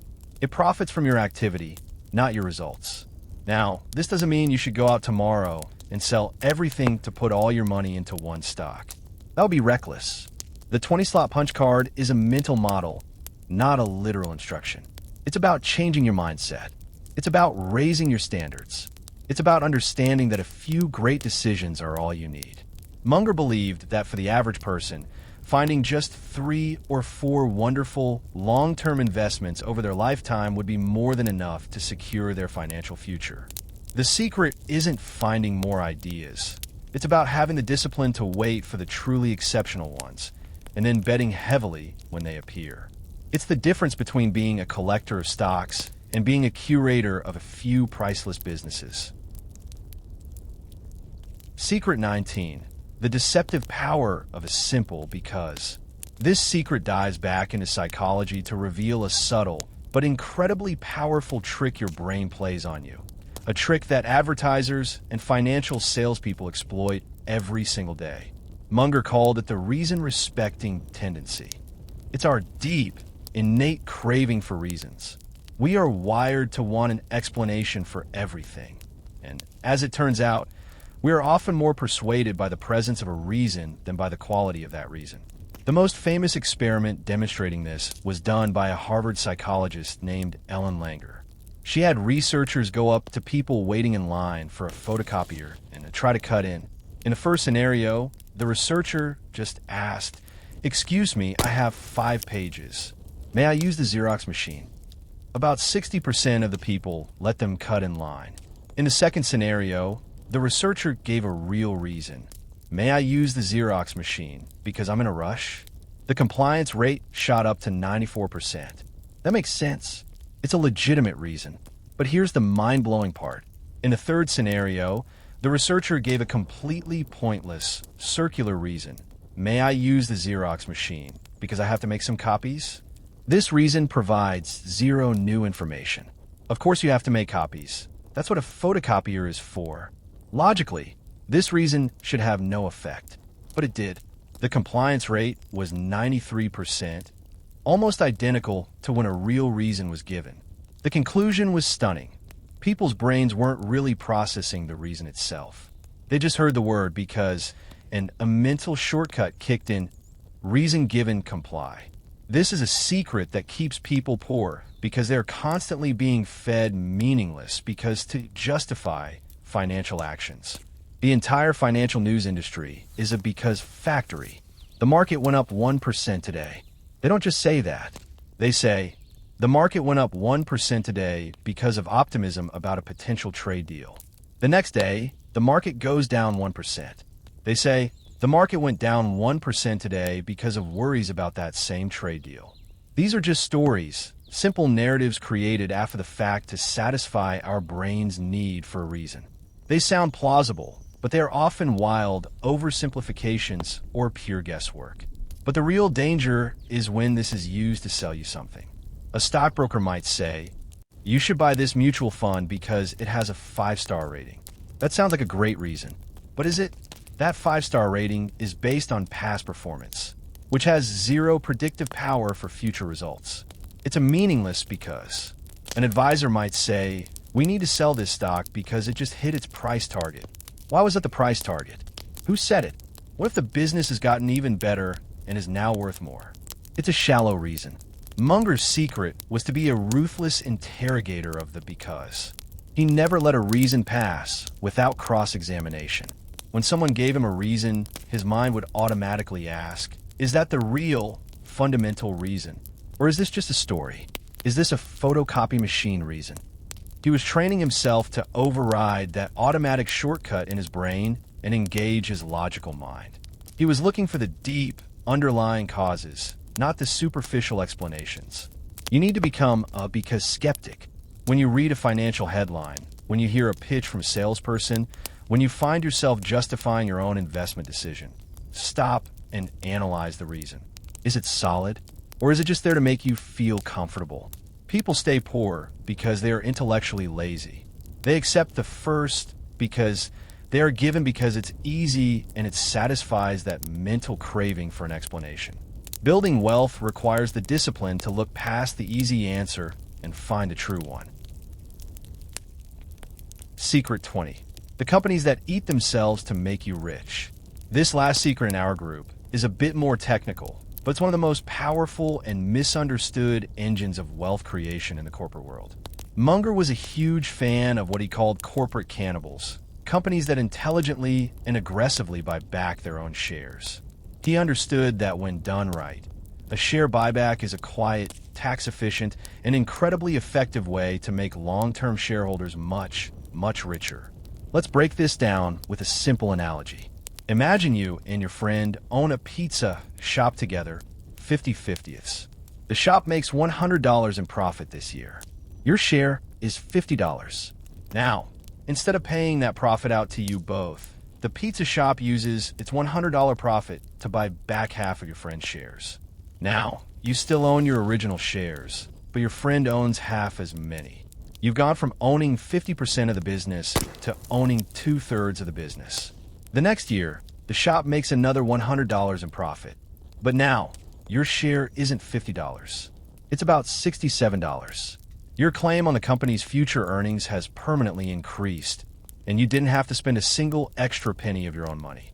The business effectively used its own money to increase your ownership stake. That's the magic of a buyback. This is a secret that keeps people poor because share buybacks have a terrible and largely undeserved reputation. The media and politicians often attack them, claiming they're just a form of financial manipulation to boost executive bonuses. And to be fair, sometimes they are. If a company buys back its stock when the price is very high, higher than the business's intrinsic value, it is actually destroying shareholder wealth. It's like our pizza shop paying way too much to buy out your friend. It's a bad use of the company's cash. But Munger's secret was in understanding the critical difference. A great business with a durable moat, run by honest and intelligent managers, that uses its excess cash to buy back its own stock when it is trading for less than it is worth, is a shareholder's dream.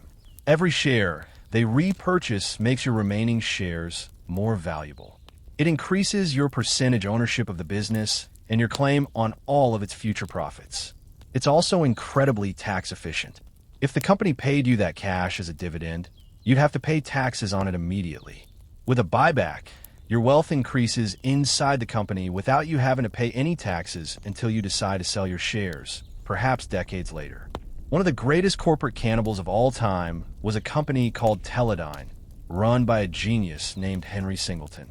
For years, Singleton used all of his company's cash flow to buy back its own shares, sometimes repurchasing over 90% of the company's stock. The people who held on for that ride made astronomical returns, far outpacing the general market. Munger studied Singleton's methods and recognized their immense power. The average person doesn't understand this. They hear share buyback on the news, and they are conditioned to think it's a negative. They don't have the tools to differentiate between a smart, value-creating buyback and a dumb, value-destroying one. This misunderstanding prevents them from identifying some of the most powerful long-term compounders in the market. They miss out on owning these cannibals because of a flawed media narrative. Munger's secret was to ignore the narrative and focus on the math. The math told him that a great business eating its own stock at a cheap price is one of the most beautiful and profitable sights in the entire financial world. Secret 21. You're not investing in a stock, you're hiring an employee. This secret shifts the focus from numbers on a spreadsheet to a quality that is much harder to measure, yet just as important: the character and skill of the people running the company. Munger believed that when you buy a stock, you're not just buying a piece of a business. You're hiring its CEO and management team to work for you. And just like hiring an employee for a critical job, you should be incredibly picky about who you choose. He looked for a rare and powerful combination: talent and integrity. The world is full of talented people who lack integrity. They are smart, driven, and charismatic, but they will cut corners, bend the rules, and prioritize their own short-term gain over the long-term health of the business. The world is also full of honest people who lack talent. They're good, decent people, but they just aren't very good at business. Munger knew that either of these types could destroy a company. A talented crook will eventually get caught, and an honest fool will make too many mistakes. His life's work was a search for the rare manager who had both qualities in abundance.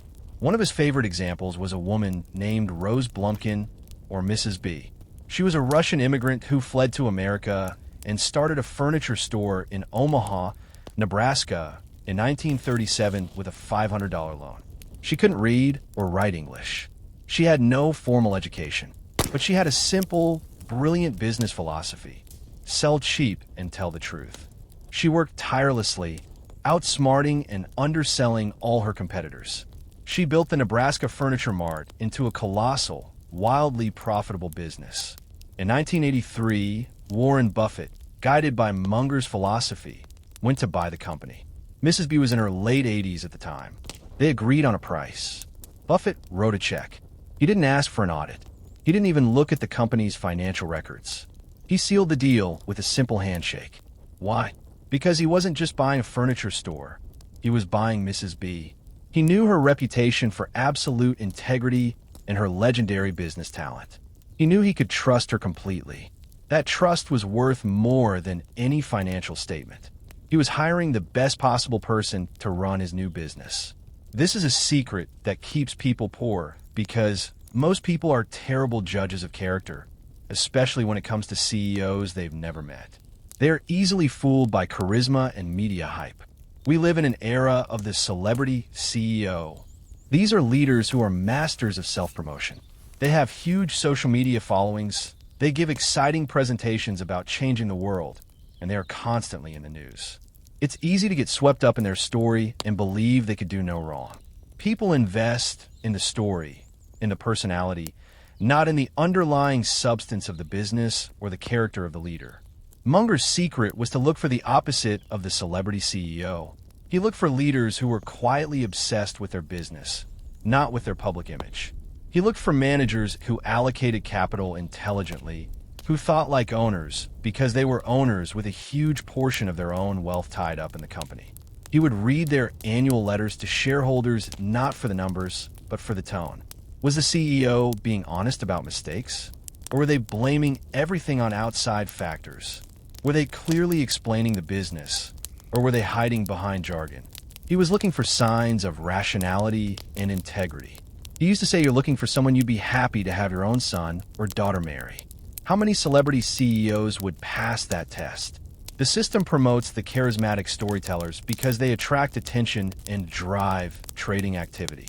The quiet, competent manager running a boring but profitable business doesn't make for a good headline, so you never hear about them. Munger knew that a bad jockey could cause even the best horse to lose a race. Choosing who manages your capital is one of the most important decisions you will ever make.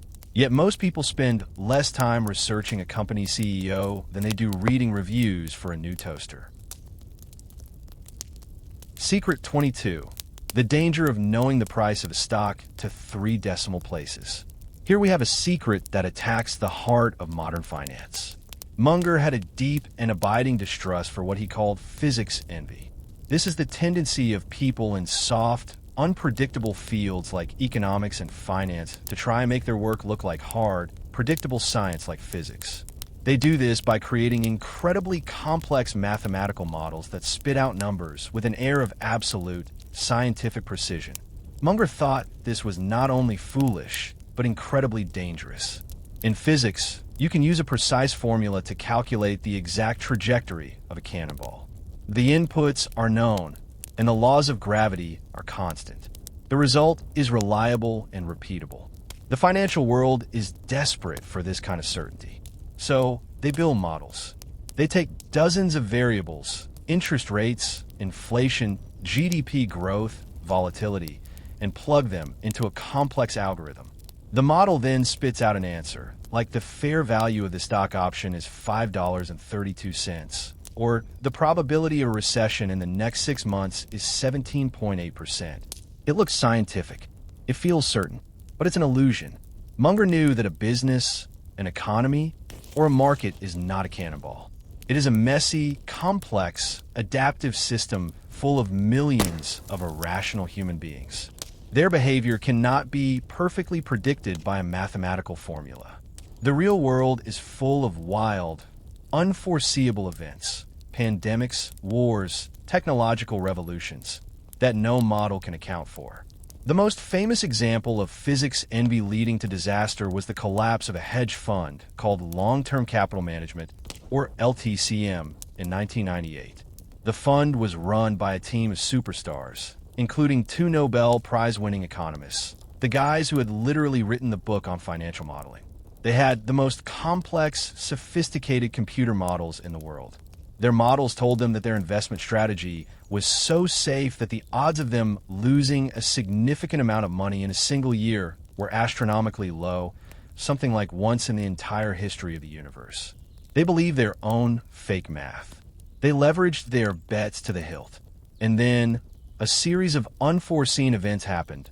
A Russian debt default, a panic in Asian markets that their models had said were impossible. The human element of pure, blind panic took over the markets. The models broke down completely. The fund lost billions of dollars in a matter of weeks and blew up so spectacularly that the Federal Reserve had to step in and organize a bailout, to prevent it from taking the entire global financial system down with it. This is a secret that keeps people poor because they are intimidated by and seduced by this false precision. The financial industry uses it as a weapon. They present you with a 50-page report full of complex charts and calculations to prove that you should buy their product. It's designed to overwhelm you, to make you feel like you can't possibly understand this stuff on your own, and that you have no choice but to trust the experts and their fancy models. It's a way of turning a sales pitch into a science lesson. Munger's secret was to completely reject this. He believed in a different kind of math, the simple arithmetic of a good business. He used to say, it's better to be roughly right than precisely wrong. He didn't need a computer model to tell him that Coca-Cola was a great business. He could figure that out with common sense. He didn't try to calculate its intrinsic value down to the last penny. He just tried to get a rough, conservative estimate, and then he would demand a huge discount to that estimate before he would buy. What his mentor Ben Graham called a margin of safety. That margin of safety was his protection against the messy, unpredictable nature of the real world. He knew that if you need to use a calculator or a spreadsheet to figure out if an investment is a good idea, it's probably not a good idea. The truly great opportunities, the no-brainers, are obvious. They don't require complex math. People stay poor because they trust the fake certainty of a complex formula over the real, albeit fuzzy, wisdom of their own common sense. They're looking for a precision that doesn't exist, and in the process, they miss the obvious truths right in front of them. Secret 23. The graveyard of forever stocks. This secret introduces a necessary dose of paranoia into the Munger philosophy. While he loved businesses with durable, wide moats and was famous for his desire to hold them forever, he was not naive. He was a keen student of history, and history taught him one brutal lesson. Capitalism is a system of constant change. He understood the concept of creative destruction, a term coined by the economist Joseph Schumpeter. It's the relentless process where new technologies, new ideas, and new business models emerge and destroy the old ones. No moat, no matter how wide, is safe forever. Think about the great, dominant companies of the past. At the turn of the 20th century, the biggest companies in the world were railroad companies. Their moats seemed impenetrable. They owned the physical tracks that were the lifeblood of the economy. What could possibly challenge them? Then came the interstate highway system and the trucking industry. Then came the airplane. Their moat wasn't breached. It was made irrelevant. Look at the nifty 50 stocks of the 1970s. These were 50 blue-chip American companies like Polaroid, Sears, and Eastman Kodak that were considered so dominant, so wonderful, that you could buy them at any price and hold them forever. They were one-decision stocks within a couple of decades. Many of them were bankrupt or shadows of their former selves. The story of Eastman Kodak is the ultimate cautionary tale. For 100 years, Kodak had one of the greatest moats in business history. They dominated the world of photography. The Kodak moment was a cultural institution. Their brand was gold, and their business model of selling cheap cameras and expensive, recurring film was a money-printing machine. Their moat looked as wide as the Grand Canyon. But deep inside their own research labs in the 1970s, one of their own engineers invented the first digital camera. The management saw it, but they buried it. Why? Because it was a threat to their incredibly profitable film business. They suffered from a failure of imagination. They couldn't envision a world without film. They were so focused on defending their existing castle that they failed to see that the entire landscape was about to change. The rise of digital photography didn't just breach their moat. It drained it completely and turned their castle into a museum. This is a secret that keeps people poor because they suffer from complacency. They fall in love with their stocks. They buy a big, stable, well-known company and they stop thinking. They assume its past success guarantees its future success. They put it in a drawer and forget about it. This can work for a while, but over a lifetime, the forces of creative destruction are powerful and relentless. The list of dominant companies is constantly being churned. Munger's secret was to combine his desire for long-term ownership with a healthy, productive paranoia. He never stopped asking the question, what could destroy this business? What is the single biggest threat to its moat? He was constantly testing his own assumptions. Is a new technology coming that could make this company's product obsolete? Is a new competitor with a better business model emerging? Is the world changing in a way that will hurt this business? He understood that a moat is not a permanent stone structure. It's more like a garden that must be constantly tended. A great management team is one that is always working to widen and deepen its company's moat through innovation, smart acquisitions, and strengthening its brand. Munger wanted to see evidence of this constant vigilance. The system encourages complacency. It sells you on the idea of safe, blue-chip stocks that you can own forever without worry. Munger knew there was no such thing. The only real safety comes from buying a great business at a fair price and then staying eternally vigilant. Secret 24. The invisible glue that makes you hold losers. Let's dive back into the flaws of your own mind. This secret is about a powerful psychological bias that makes you a terrible seller of your own assets. It's called the endowment effect, and it's the simple, irrational tendency for us to overvalue something just because we happen to own it. The act of ownership itself creates an invisible, emotional glue that attaches the object to us and inflates its value in our minds. The classic experiment that demonstrated this was conducted by the Nobel Prize-winning psychologist Daniel Kahneman. He took a group of college students and gave half of them a free coffee mug with the university's logo on it. The other half got nothing. Then, he tried to create a market. He asked the students who owned the mugs to name the lowest price they would be willing to sell their mug for. He asked the students who didn't have a mug to name the highest price they would be willing to pay for one. Logically, in a rational market, the prices should have been pretty close. The mug has some objective value, but that's not what happened at all. The students who own the mugs, on average, wouldn't sell for less than about $5.75. The students who didn't own the mugs, on average, wouldn't pay more than about $2.25. The price was more than double for the owners. Why? There was no rational reason. It was the exact same mug. The only difference was the magical glue of ownership. The moment it became my mug, its perceived value exploded. This is a secret that keeps people poor because this same invisible glue attaches you to every stock you own. The moment you buy a stock, it ceases to be just a ticker symbol. It becomes my stock. You have a history with it. You followed it. You researched it. You made the decision to buy it. It's now part of your story. This makes it almost impossible to evaluate it objectively. This is why people find it so hard to sell their losing stocks. Let's say you bought a stock at $50 and now it's trading at $30. Your rational mind might tell you that the business has deteriorated, the competition is winning, and the stock is probably heading even lower. But the endowment effect kicks in. My stock feels more valuable than some other stock you could buy at $30. Selling it for a loss feels like admitting a personal failure. So you hold on, hoping it will get back to what you paid for it. This is a purely emotional decision, driven by the pain of loss and the endowment effect, and it's a classic way that small losses turn into catastrophic ones. Munger's secret was his constant war against this emotional attachment.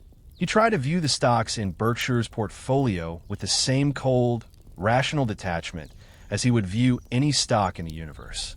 He had a powerful mental exercise that he used to counteract the endowment effect. He would constantly ask himself, if we had all of our money in cash today, would we buy this specific business at its current price?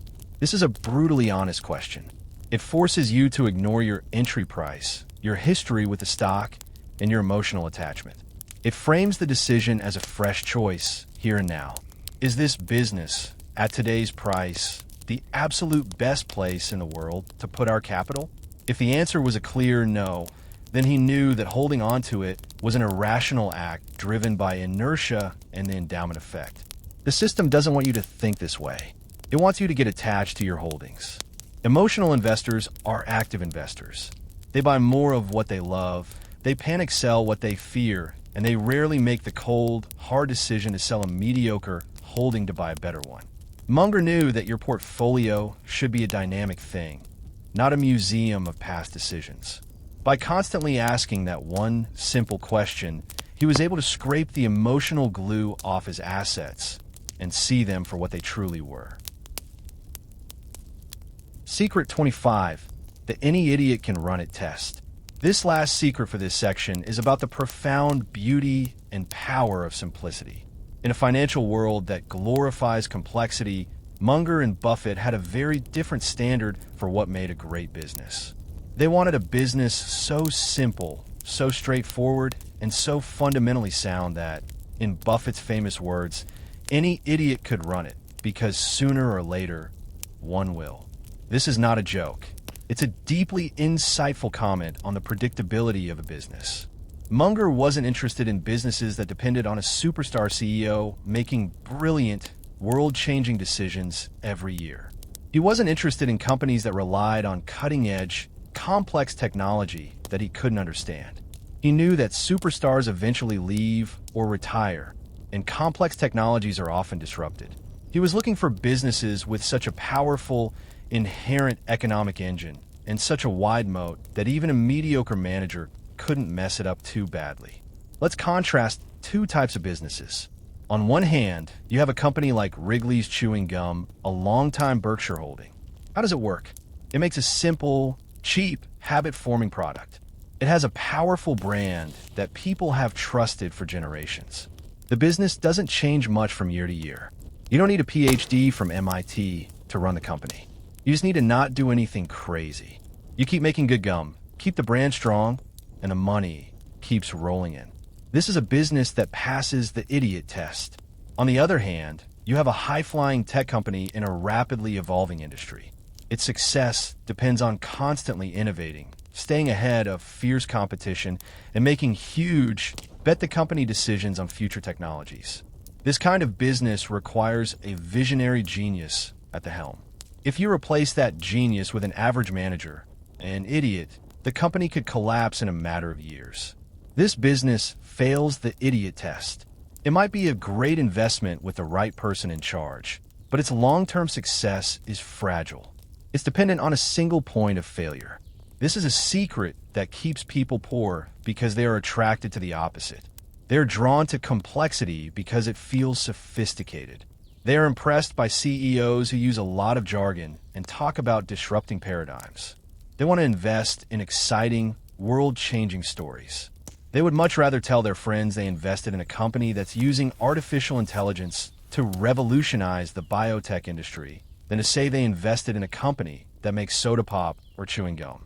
The financial industry feeds this desire. They love complexity because it's easier to sell. It's easier to justify high fees for managing a complex strategy than it is for simply buying and holding a simple business. They create complicated products and wrap them in a story of sophistication. Munger's secret was to see through all of this. He knew that the real money, the truly durable, multi-generational wealth, was built on a foundation of simplicity. He had a quick mental test for this. Could he, in a few short sentences, explain to a 12-year-old exactly how the business makes money and why it's protected from competition? If the explanation started to get convoluted, if it required a lot of if-then statements and industry jargon, he would lose interest. He wasn't looking for puzzles to solve. He was looking for simple, obvious truths. The greatest businesses are often the ones that solve a very basic human desire in a way that is hard to replicate. And the beauty of these businesses is that their future is much, much more predictable. You might not know exactly how much chewing gum Wrigley's will sell next year, but you can be pretty darn sure it's going to be a lot, and that people will still be chewing it in 20 years. That kind of certainty is priceless, and it's almost always found in simplicity. Secret 26. Win by not losing. This next secret is a profound insight into the nature of the game you're playing. Munger was heavily influenced by a book called Extraordinary Tennis for the Ordinary Player by Simon Ramo. In the book, Ramo makes a brilliant observation. He says there are two distinct games of tennis being played. There's the game played by professionals like Roger Federer and Serena Williams. And there's the game played by amateurs, like you and me on a Saturday morning. In the professionals game, the winner is the person who hits the most winners. Powerful, brilliant, perfectly placed shots that the opponent can't return. It's a game of offense and brilliance. But in the amateurs game, the statistics show the opposite is true. The winner is almost always the person who makes the fewest unforced errors. The amateur player doesn't win the match. Their opponent loses it by constantly hitting the ball into the net or out of bounds. The amateur game is a loser's game, meaning the victor is the one who simply avoids beating themselves. Munger's profound insight was that investing, for 99.9% of people, is an amateur's game. It's a loser's game. You don't win by hitting brilliant, spectacular shots. You win by patiently and consistently getting the ball back over the net, while your opponent, driven by emotion and overconfidence, makes a series of fatal, unforced errors. Who is your opponent? It's the rest of the market. It's Mr. Market. It's even your own worst instincts. This is a secret that keeps people poor because they all think they are playing a professional's game. The financial industry sells you this fantasy. They give you powerful trading platforms with real-time data, complex charting tools, and access to leverage products. They make you feel like you're a Wall Street pro sitting at a fancy terminal. The financial media reinforces this by Leoneizing the traders who make big, bold, risky bets. The whole system is designed to encourage you to play an offensive game, to try and hit spectacular winners. And what does this lead to? Unforced errors. Trying to time the market is an unforced error. Chasing a hot stock at the peak of a bubble is an unforced error. Using leverage you don't understand is an unforced error. Trading on a rumor is an unforced error. Panic selling in a crash is an unforced error. The average investor's portfolio is a graveyard of these mistakes. They beat themselves. Munger's entire philosophy was designed to play the amateur's game perfectly. It was a strategy built entirely around minimizing unforced errors. What is the circle of competence? It's a rule to keep you from taking a wild swing at a ball you have no business hitting. What is the too hard pile? It's letting the difficult shots go by. What is using a checklist? It's a disciplined routine to make sure you don't make a dumb mistake like forgetting to check your shoelaces before a big point. What is patience and waiting for the fat pitch? It's the ultimate discipline of not swinging at all until an opportunity comes along that is so slow, so easy, that it's almost impossible to miss. Munger was happy to look boring. He was happy to let other people hit the amazing shots and get all the attention. He was just focused on one thing: getting the ball back over the net again and again and again for 99 years. He knew that if he could just avoid the stupid mistakes, the compounding machine and the foolishness of his opponents would do all the work for him. People stay poor because they're playing the wrong game. They're trying to hit winners, when the secret to wealth is to simply let everyone else lose. Secret 27. The cold, hard math of being a good person. This secret may seem out of place in a discussion about money, but for Munger, it was absolutely central. He believed that rationality and morality were not separate domains. They were deeply intertwined. He had what he called an iron prescription for life and for business. You must behave well. He believed that cutting corners, dealing with shady people, and engaging in unethical behavior was not just morally wrong. It was, in the long run, a mathematically stupid strategy. Munger loved to tell the story of the time Berkshire Hathaway had to save the investment bank Salomon Brothers from collapse after a massive trading scandal. Warren Buffett had to step in as the CEO to clean up the mess. It was a nightmare. The experience was a searing reminder of a lesson they already knew. It is incredibly difficult to make a good deal with a bad person. Munger had a much more colorful way of putting it. If you mix raisins with turds, they don't get better. The raisins get worse. He believed that if a business or a person had a questionable reputation, you should walk away, no matter how attractive the deal looked on paper. The potential for headaches, legal trouble, and reputational damage was simply not worth it. He often talked about building a seamless web of trust. He wanted to do business with people he could trust on a handshake. He wanted to own companies that were run by managers he admired. He believed that a reputation for integrity was one of the most valuable assets a person or a business could have. It takes a lifetime to build and only a moment to destroy. A good reputation, he argued, acts like a moat. It attracts other high-quality people and high-quality opportunities. People want to work with you. A bad reputation is the opposite. It repels good people and attracts only other crooks. Eventually, you'll be cheated. This is a secret that keeps people poor because our culture often sends the opposite message. It glorifies the renegade, the rule breaker, the person who gets rich by being ruthless. There's a cynical belief that good guys finish last. This can tempt people into making small, ethical compromises for what they believe will be a financial gain. They might invest in a gray area scheme that promises unbelievable returns. They might partner with someone they don't fully trust because that person seems to have a shortcut to success. They might fudge the numbers a little here or bend a rule a little there. Munger's secret was understanding that the world is not a single-shot game. It's a repeat game. You're going to be dealing with the same people and the same systems for your entire life. Every action you take builds your reputation. Those small, ethical compromises, those little shortcuts, they add up. They lead you down a path where you are surrounded by other untrustworthy people, and eventually, the system will catch up to you. As Munger said, the safest way to get what you want is to try and deserve what you want. He believed that being honest, reliable, and fair was not some soft, feel-good philosophy. It was a hard-nosed, practical, long-term strategy for success. Trust is the ultimate lubricant of commerce. It reduces friction, speeds up decisions, and lowers costs. A business deal between two parties who trust each other completely can be done on a single page. A deal between two parties who distrust each other requires 1,000 pages of legal documents and will still probably end in a lawsuit. People stay poor because they're playing a short-term game. They are willing to trade a piece of their reputation for a quick buck. Munger knew that your reputation compounds just like your money, and in the long run, it's worth far more. Secret 28. The brain damage from your own profession. We've talked about the man with a hammer syndrome, the idea that to a person with only one tool, every problem looks like a nail. This secret is a deeper, more sinister version of that idea. It's not just that people have a favorite tool. It's that their own profession, the very thing they're an expert in, actively causes a form of brain damage. It warps their thinking in a way that is often invisible to them, making their advice on topics outside their narrow domain, and sometimes even within it, unreliable.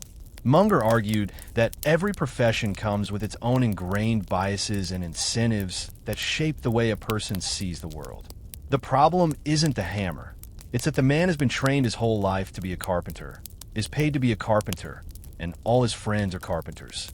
He literally cannot imagine a world where a problem can't be solved with a nail. Let's take a surgeon. A surgeon is a highly trained expert in fixing problems by cutting people open. That is their hammer. So when a patient comes to them with a certain type of back pain, their brain is automatically biased toward a surgical solution. They are less likely to vigorously recommend physical therapy or other non-invasive treatments, even if those might be better options. It's not because they are a bad person. It's because their entire identity and livelihood are built around surgery. Munger's favorite example was the real estate broker. A broker gets paid a commission when people buy and sell houses. So, what is the broker's solution to almost every housing question? Now is a great time to buy, or now is a great time to sell. Their incentive structure makes it almost impossible for them to give the advice that is often the best for the client, which might be, you know what, you should probably just stay in your current house and do nothing. This is a secret that keeps people poor because they take professional advice at face value without ever stopping to analyze the built-in biases of that profession. They go to a financial advisor whose firm makes money by selling actively managed mutual funds, and they're shocked when the advisor recommends an actively managed mutual fund. They ask a stockbroker if they should be making more trades, which is like asking a barber if you need a haircut. The answer is preordained by the profession itself. Munger's secret was to become a student of this professional deformation. Before he took advice from anyone, he would first analyze their profession. How does this person get paid? What is their industry reward? What are the standard, ingrained beliefs of this profession? He would then take their advice and filter it through that lens, heavily discounting the parts that were obviously tainted by the professional bias. He was essentially reverse engineering the brain damage. You must learn to do the same. When a lawyer gives you advice, remember that their profession is built on conflict and risk aversion. When an academic gives you advice, remember that their profession rewards complexity and theoretical purity over real-world practicality. When a salesperson gives you advice, well, that one's obvious. This doesn't mean all advice from professionals is bad. It just means that no advice is pure. It is all passed through the filter of a professionally conditioned mind. People stay poor because they are naive. They trust the expert without ever understanding the powerful, invisible forces that have shaped that expert's worldview. Secret 29. The toll you must pay to have an opinion. This secret is about intellectual honesty, and it sets a standard so high that very few people ever meet it. It is the ultimate antidote to the cheap, uninformed opinions that dominate our world. Munger believed that you have no moral right to hold an opinion on a subject unless you can state the arguments against your own position even better than your opponents can. Let that sink in. It's not enough to know your own side of the argument. It's not enough to vaguely understand what the other side thinks. You have to understand the opposing arguments so well, so deeply, that you could win a debate arguing for the other side. You have to be able to make the most intelligent, most persuasive, most powerful case against your own cherished belief. Only after you have done that hard work do you have a right to say, I have considered all of this, and I still believe my position is correct. This is the absolute pinnacle of the kill your own ideas principle we talked about earlier. It turns investing from an act of cheerleading into an act of rigorous, judicial-style inquiry. Before Munger would ever invest in a company, he would obsessively study the bear case. He would read all the negative reports from short sellers. He would try to find the smartest, most articulate critics of the company and understand their reasoning from top to bottom. His goal was to be able to give a fiery, convincing speech on why investing in that company would be a terrible, wealth-destroying mistake. If he couldn't do that, he knew he hadn't done enough work. He hadn't yet earned the right to have a positive opinion. This is a secret that keeps people poor because we live in an age of effortless opinions. The internet has made it possible for anyone to have a strong, passionate take on any subject with approximately zero effort. You read a headline, you see a meme, you watch a 30-second video, and suddenly you're an expert. This culture of shallow conviction is poison when it comes to investing. People form a positive view on a stock based on a few superficial data points. The company is in a hot industry, the stock price has been going up, and that's it. They become cheerleaders. They never do the hard, uncomfortable work of truly understanding the risks and the counterarguments. The system loves this. A population of shallow thinkers is a population that is easily herded. People who haven't done the work to build a deeply held conviction are easily shaken out of their positions by scary headlines or market volatility. They don't have a strong foundation of knowledge to fall back on. Munger's secret was that conviction is not something you start with. It's something you earn. It is the prize you get at the end of a long, difficult process of trying to prove yourself wrong. Think about how this would change your own process. Before you buy your next stock, before you make your next big financial commitment, force yourself to write down the 3 strongest arguments against your decision. Don't just make up flimsy arguments. Try to find the most powerful ones you can. Go read a negative article about the investment. Imagine your smartest, most skeptical friend is sitting across from you. What would they say?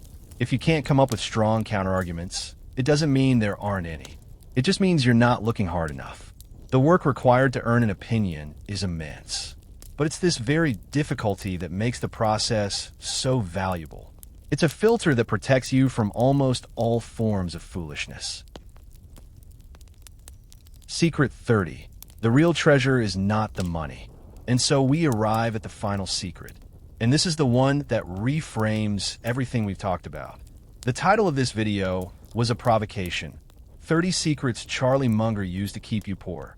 And now, The final secret reveals the truth. The secrets were never about money. Not really. The ultimate reason Munger did all of this, the lattice work of mental models, the checklists, the psychological deep dives, the relentless reading, was not just to become a billionaire. It was to design a life that worked. It was a search for wisdom. The money was just a byproduct. The secret Munger used to keep people poor was never a malicious plot. It was his observation that people who stay poor are often trapped by a certain kind of mental and spiritual poverty first. They are trapped by short-term thinking, emotional decision-making, envy, resentment, and a lack of curiosity. These are the real chains that keep people from building wealth. The 29 secrets we've discussed are the tools to break those chains. Munger believed that the most important thing was to get your own life, your own mind, in order. He believed in what he called worldly wisdom. He wanted to understand how the world really worked, not how he wished it worked. He knew that if you could achieve a state of rationality, of intellectual honesty, and of ethical behavior, good things would naturally follow. Financial success was an almost inevitable consequence of living a wise and rational life. He was famous for his disdain of envy. He called it the stupidest of all sins because it's the only one you can't possibly have any fun doing. He knew that comparing yourself to others, being envious of their success, was a guaranteed recipe for misery and for making terrible, reactive financial decisions. He also preached the power of low expectations. The first rule of a happy life is low expectations, he said. If you expect the world to be difficult and people to be flawed, you are rarely disappointed, and you are better prepared to deal with reality. This is the ultimate secret that keeps people poor. They're chasing the wrong thing. They're chasing money. They think that if they can just get more money, their lives will be better. So they take shortcuts. They gamble. They fall for get-rich-quick schemes. They focus on the outcome, the wealth, without ever doing the work to build the foundation of wisdom that actually supports it. Munger did the opposite. He focused entirely on the process. He focused on becoming a little wiser every single day. He focused on avoiding stupidity, on understanding the world, on behaving well. He knew that if he got the process right, the outcome would take care of itself. So, the 30 secrets were never meant to keep you poor. They're a roadmap to keep you from the very behaviors, the very mindsets, the very foolishness that guarantees poverty. They are a blueprint for building a life of rationality and integrity.